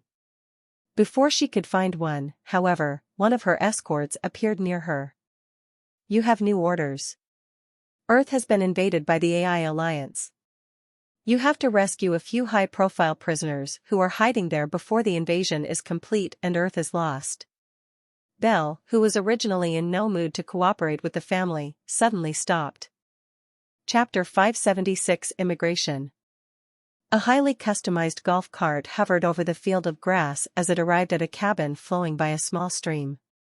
There were no other buildings nearby, no rooms or tents. In fact, there weren't even any roads leading to this cabin. Yet somehow, it had turned into one of most beloved places in the inn amongst a small, niche group of guests. To be specific, this cabin was a cafe built by one of the countless employees that Lex had. A part of his efforts to provide a working environment entailed that once one of his workers was eligible for a promotion, as decided by their direct supervisor, they would first be asked what they wanted to do. As it turned out, one of his workers was extremely introverted, and he had the bright idea of building a cafe no one would find. When the idea was run by Lex, he thought that the idea would be interesting, so it would be approved. Unfortunately for the introvert, not only was the cabin discovered immediately, it instantly became a hit spot amongst those who liked to be away from the city life. After establishing such a successful cafe, the introvert asked if he could hand this one over to another worker and make another one. Thinking that his idea of creating a cafe camouflaged as snow, with only its windows able to look out at the horizon, was an incredible one, Lex approved it once again. As with the cabin, the snow cafe that only sold hot chocolate was an instant hit. Afterwards, the introvert wanted to create a cafe hidden underwater that exclusively sold bubble tea. Having noticed a trend, Lex approved. Suffice to say, the trend was still going on. In fact, the inn had developed a reputation for hidden cafes by now. If Lex recalled correctly, the latest cafe was a floating one, hidden amongst the clouds. Within 14 minutes of building it, the well-hidden cafe was discovered by some kids using Icarus wings. Lex couldn't wait to see what the introvert came up with next. But that was not relevant to Lex right now. No, right now, Lex was here at the cabin to meet Alexander. In the distance, lightning strikes were still visible as more people continued to undergo their tribulations, and it made for a pleasant sight. Through the cabin window, Lex could see that Alexander was looking directly at the lightning, his gaze clouded. "What are you looking at?" Lex asked when he entered. He did not believe that Alexander would call him when he was feeling melancholic, so there must be something else going through his mind. "The consequence of success," Alexander replied, his sight still fixed on the horizon. "Every single person who goes through the tribulation is someone who has achieved great success in their life, one way or another. Yet a majority of those who undergo the tribulation don't end up surviving it. In a way, their deaths are a direct result of their success." His words they sounded like someone stupid trying to sound smart and philosophical. "Mr. Best at his age, don't tell me you're intimidated? Those who fail the tribulations aren't successful, they're merely suffering from the illusion of success. I've been studying the tribulations happening here at the inn. Usually, for a realm, the strength of a tribulation is more or less constant. That means, whoever is crossing the tribulation has an established baseline which they have to be capable of surviving. If they decide to cross the tribulation without at least achieving that, then they're just stupid." Alexander finally turned and looked at Lex. But instead of being amazed, he looked like he was the one looking at someone stupid. "You really must have followed a very unorthodox path so far if you don't even understand such basics. Tribulations are anything but simple, predictable, or constant. Perhaps you think the lightning tribulation is the most dangerous one, due to its spectacle, but the fire tribulation is no less dangerous. The most important, however, is the state of mind. But I guess you're also right in a way. The best way to overcome a tribulation is by making sure you're strong enough." Lex shrugged and took a seat. "You seem pretty relaxed. Do you know about the situation on Earth?" "I heard. My family is on Mars and should be fine. But it's unlikely they'll be able to send help.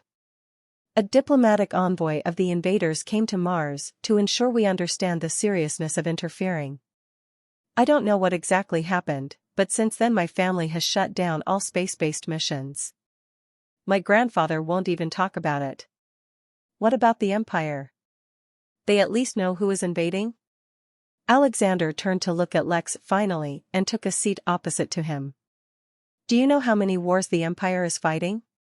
Concurrently? The war with demons is never ending, and so is the war with the Fugan.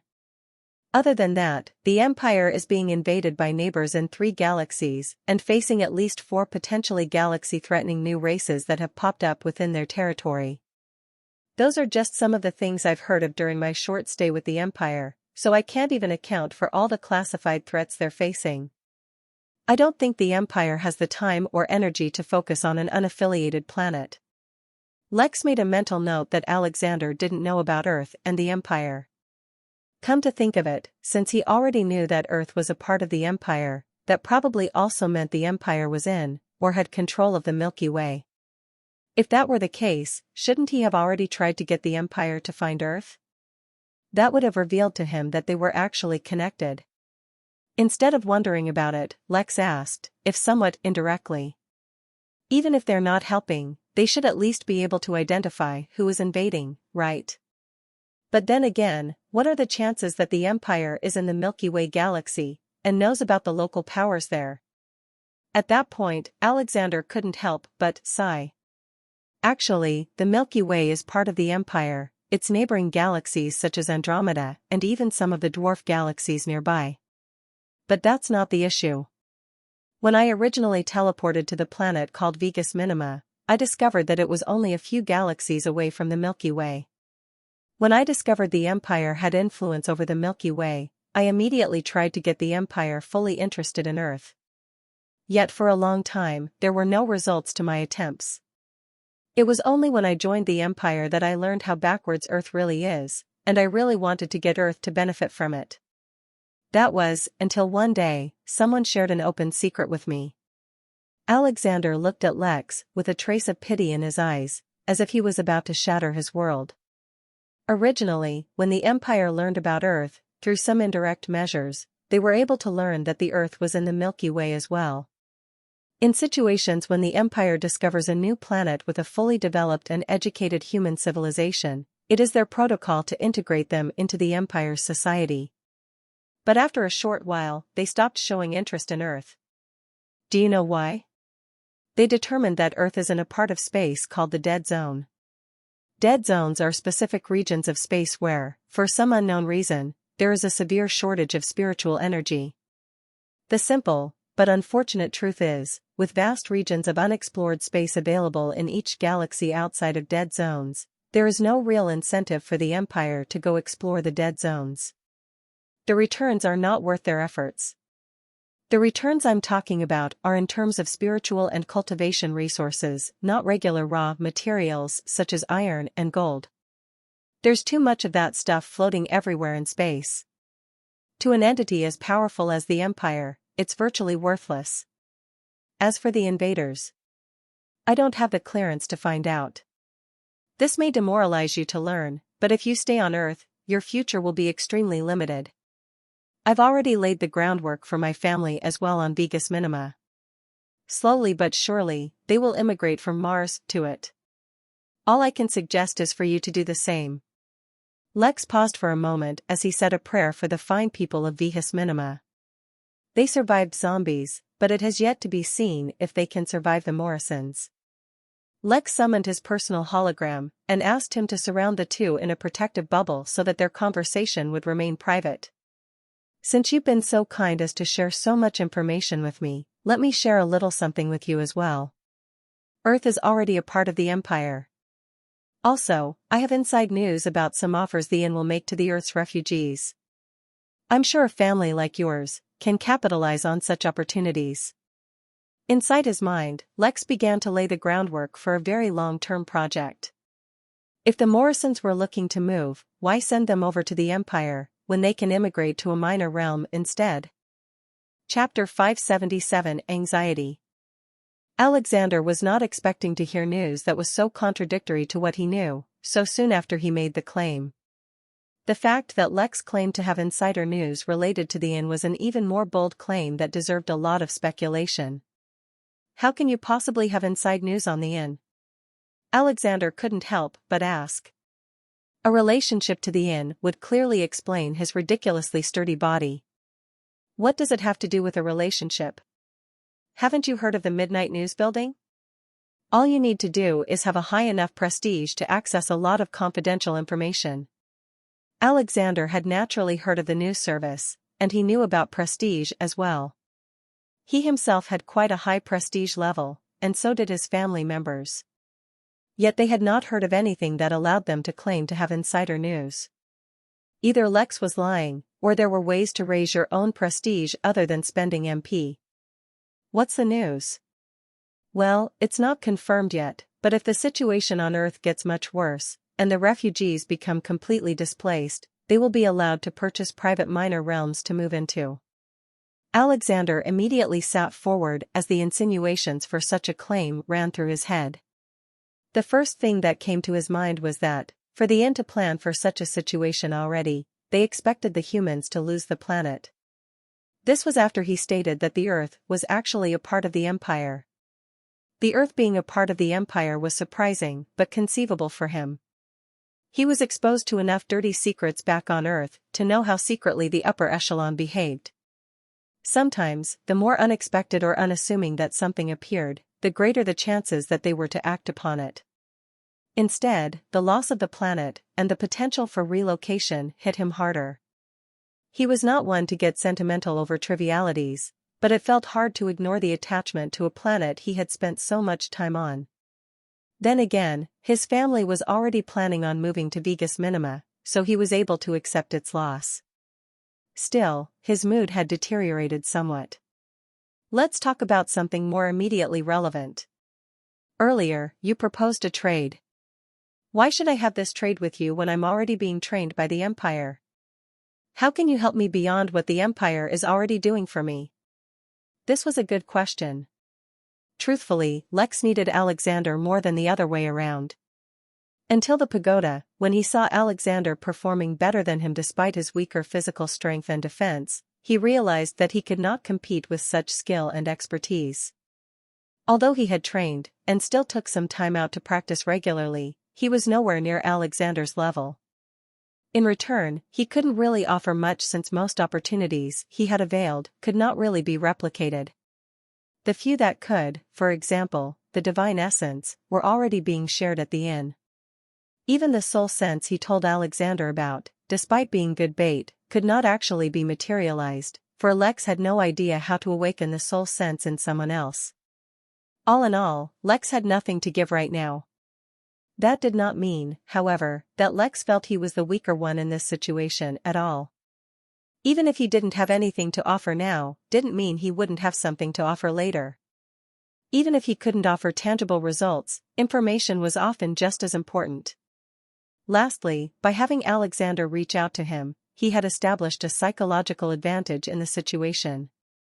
Alexander's move of starting the interrogation was a good one that would allow him to steal Lex's momentum, but only if Lex was unable to respond correctly. Isn't it obvious already? The opportunities the army is giving you is based on a systematic approach, fueled by resources that they can regularly farm and use. Yet the opportunities one have availed are rare and cannot be found under normal circumstances. You either jump at the chance or miss out. You already saw me back at the pagoda. But back then, I hadn't updated my techniques to suit my new realm. Now that I have, I wouldn't be surprised if I can breeze through a dozen more floors without breaking a sweat. Alexander found Lex's claim to be difficult to believe, yet it was undeniable that his unusual performance was one of the main reasons Alexander had even bothered to reach out.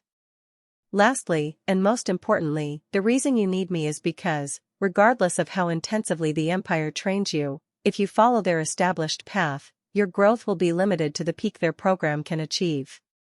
If you want to surpass them, instead of being just one more elite that they can train at any time, you'll need to do something out of the ordinary. For a time, Alexander said nothing as he mulled over Lex's words. Normally, Alexander was a lot more charismatic and friendly. The reason he was being so reserved with Lex was that he could not gauge Lex. As someone who shared a home planet, he knew how limited Lex's growth should have been. Yet despite the fact that he had no background of significance, he had achieved something beyond almost everyone on their planet. "And what do you want from me?" he finally asked, unable to contain himself. "It shouldn't be that hard, actually. I don't know if you can tell, but I'm mostly self-trained. Although I've studied under many various teachers, ultimately my growth has been too haphazard and too quick. I haven't been able to completely master my own strength. But you are a master at such a thing. I don't think I've met anyone who has such a perfect and precise control over their strength as you. I doubt you can make me reach a similar state in a short time, but some guidance would still be great." "That's fairly simple. Do you really need me for all that? With the kind of relationship you have with the inn, you should be able to find someone more qualified, right? Not to mention, someone you don't need to pay back using rare opportunities." Lex could not help but lament. It was so much easier when he did this as the innkeeper. No one dared to question him then. But as Lex, he had not established any credibility. Not only was his capability being questioned, so were his motives. "Call it a gut feeling," Lex said, not in the mood to explain too much. For some unknown reason, he was beginning to get anxious though he had not noticed it yet. The irritation it had resulted in even caused him to give up on the more convincing answer he was going to give. After a few seconds of silence, where Alexander had to wrestle to accept such an answer, he finally asked, "So when do you want to start? And what opportunities do you have for me right now?" "For you, I have 2 suggestions, though they're not nearly as rare. First, after consulting with the Empire for the potential solution in case you're not compatible, I advise you to absorb the divine essence at the inn. Second, if you're familiar with the hairstylist Harry, go to him. He is about to unveil something called the Soul Pond. Go take a dip in that, it'll help you a lot. As for helping me, my schedule is usually very hectic. It might be tough to coordinate times when we're both available. Why don't you start by creating some kind of a training regime for me based on what you've seen?" Once I try that out for a while, I'll give you the appropriate feedback. Moreover, we can spar with one another from time to time. Not only will that give you a better idea for how to train me, it might do us both some good. Alexander nodded as he noted down the advice. He was just about to respond when he saw Lex frown. By now, Lex had finally caught on to his growing anxiety. Something was terribly wrong. He was considering whether he should promptly exit and teleport to his office, when his personal hologram appeared and delivered a message only he could hear. Coincidentally, at the exact same time, Alexander received a message on his personal hologram as well. Miranda had finally found the information he was looking for on his family, and was requesting a meeting. The timing of the news was too unusual, and had arrived just as his anxiety was peaking. It didn't take a genius to guess that it wasn't good news. "Excuse me, something has come up," said Lex as he stood up. Alexander nodded. He too needed to go. Apparently, he had a new mission. Chapter 578, Surprises. Lex had not noticed because of how distracted he was, but Alexander had reacted strongly to the message he had received. He couldn't help it, the person contacting him was so high up in the command chain that someone at his level should never have had the opportunity to contact him. Earthlings had heard directly of General Ragnar. But realistically, it was literally 1,000 years too early for Alexander to come into his purview. Although Alexander was technically stationed somewhere on the command carrier that the general controlled, the chain of command it contained was more complex than anything Lex had encountered. He quickly hailed a golf cart and made his way to the small village the Empire was using as their base. Without wasting any time, he directly went to a familiar-looking building where he was directly led to a meeting room. In front of him was a man wearing Clark Kent glasses. Despite the fact that Alexander was taking a mission from him, he was not even allowed to know the identity of the man giving him the mission. "Captain Alexander, on your profile it claims that you have a very prominent background on the planet called Earth, is that correct?" "Yes, sir." "Would you say that you are extremely familiar with the conditions on said planet?" "I've traveled to every nook and cranny of Earth, sir." "All right, Captain. You are about to receive a classified mission. Present yourself." Alexander immediately stood at attention, and began using one of the mandatory techniques he had been required to learn. This technique was a single part of a greater technique that could only be complete when another person used a corresponding technique. In this case, the man giving him the mission used the corresponding technique. A stream of data rushed into his mind, allowing him to receive the mission.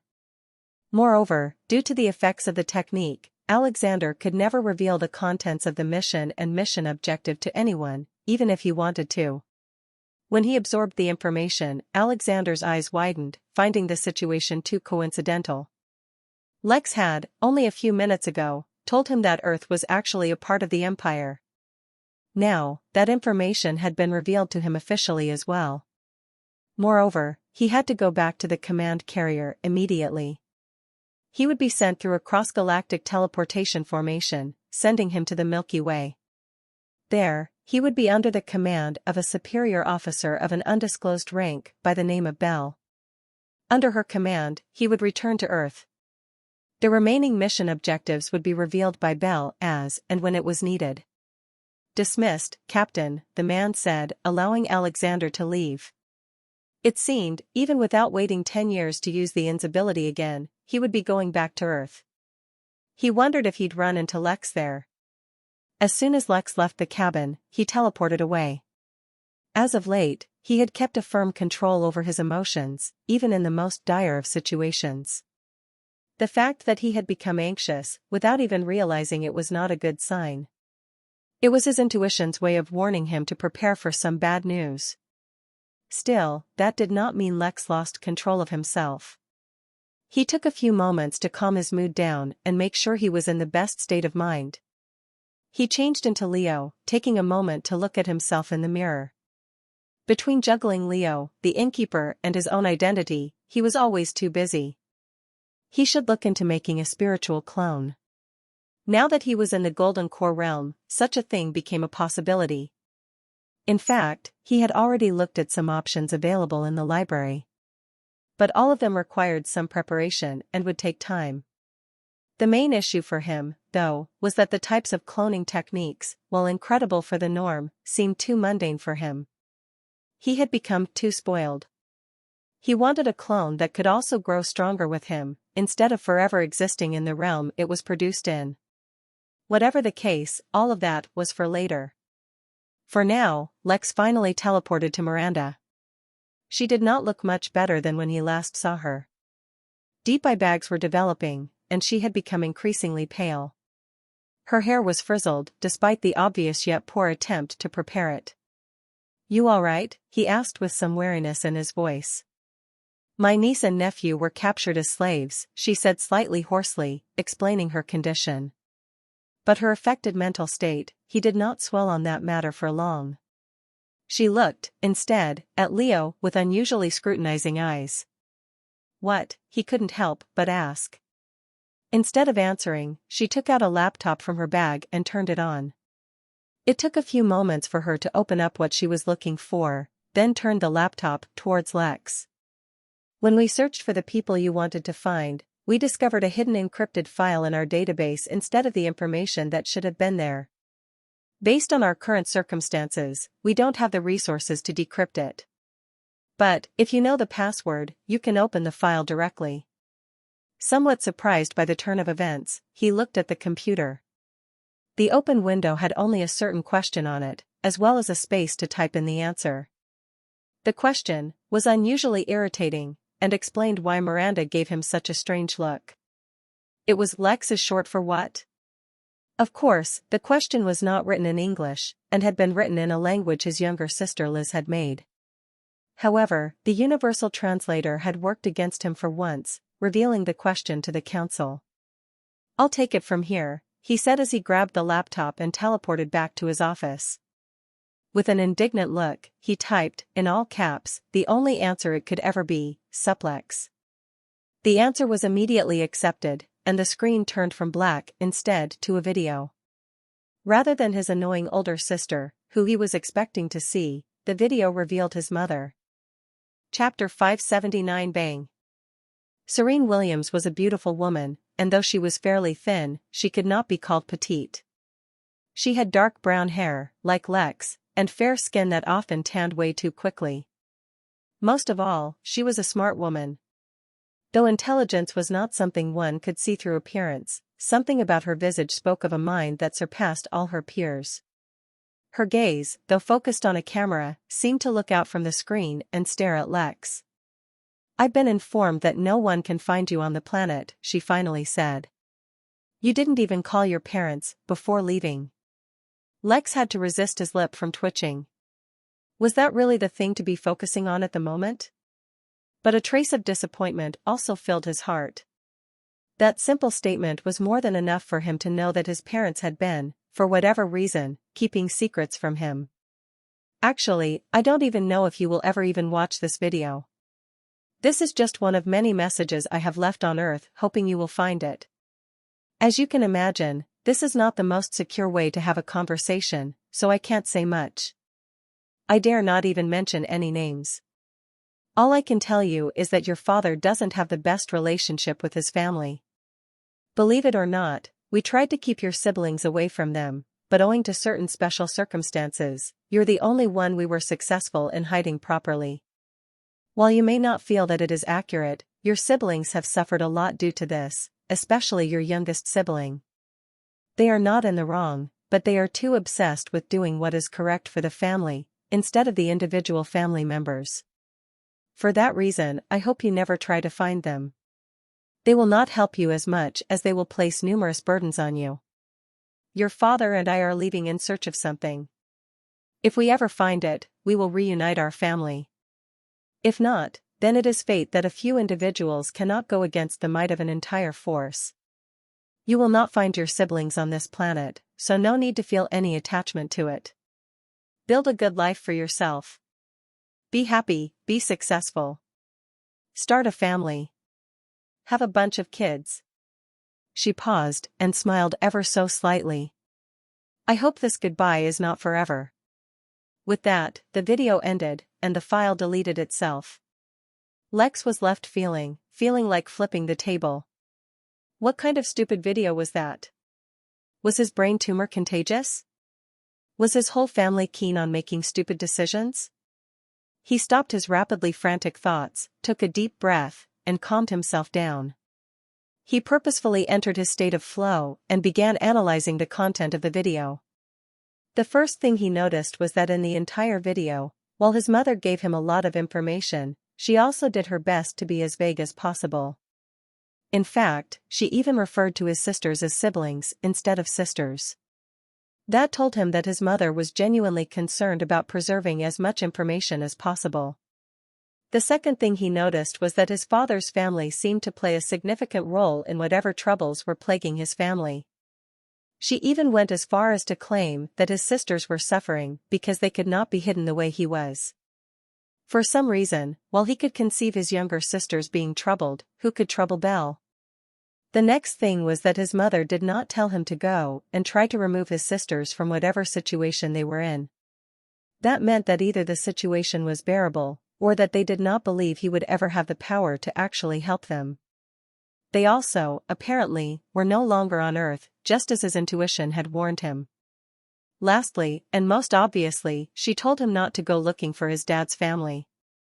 He did not have to be a genius to discover that his father's family was the Williams family. He was pretty sure that their apparent ancestor was already aware of his existence, at least according to what Larry had informed him. But it was completely up to him whether he wanted to meet the old geezer or not. So what was he supposed to do? For the first time, his flow state failed him because there was no clear answer. What to do depended entirely on what he wanted. Should he follow his mother's suggestion and just live his own life? Should he try to investigate what was actually going on?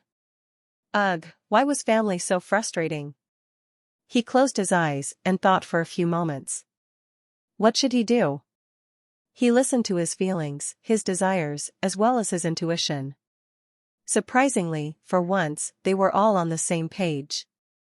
Screw everything. He would just focus on the inn.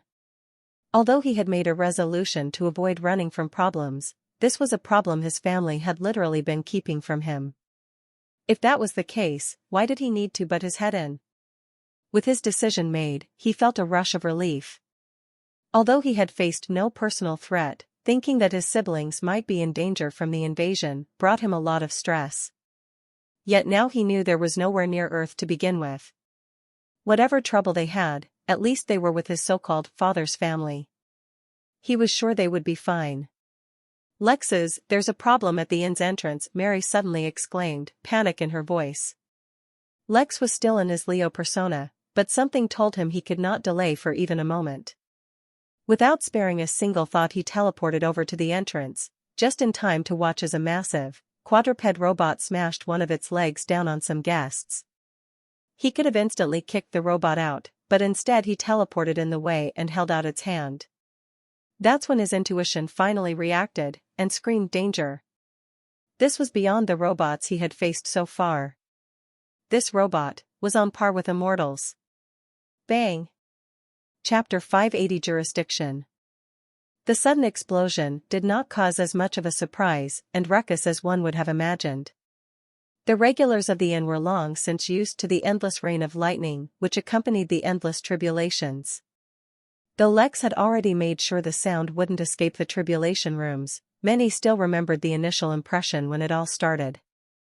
More importantly, however, through the noise reverberated through the surrounding area, that was the only thing that happened. The ground did not quake. A cloud of smoke did blanket the ground. No screams were heard. No guests were hurt. The few guests who had been the original target of the attack cowered, and even fell back.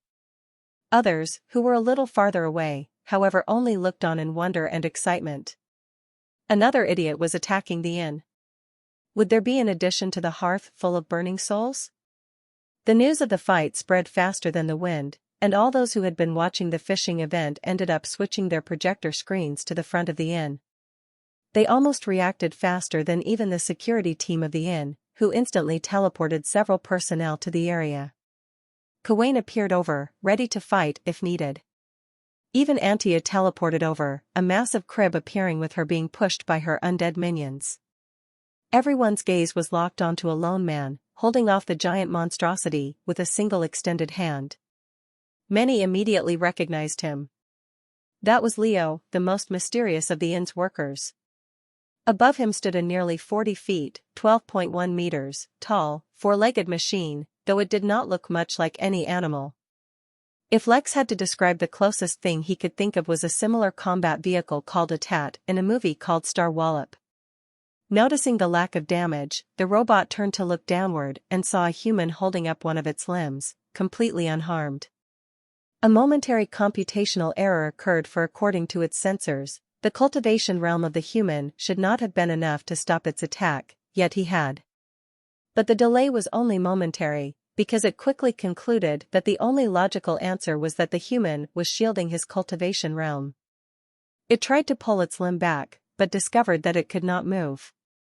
A warning flag was triggered in its system as it tried to determine what the situation was. "What do you think that you are doing?" Leo asked through gritted teeth, his anger painfully obvious in his voice.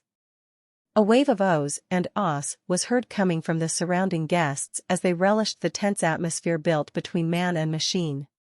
It was not distracting at all. The machine, unable to determine what had locked its limb in place, decided to answer. The Sentient Cyber Systems Empire, SCS Empire, has declared the planet known as Earth as a war zone, and its citizens as war criminals sentenced to death or detainment. Wherever they may escape, they are deemed as criminals.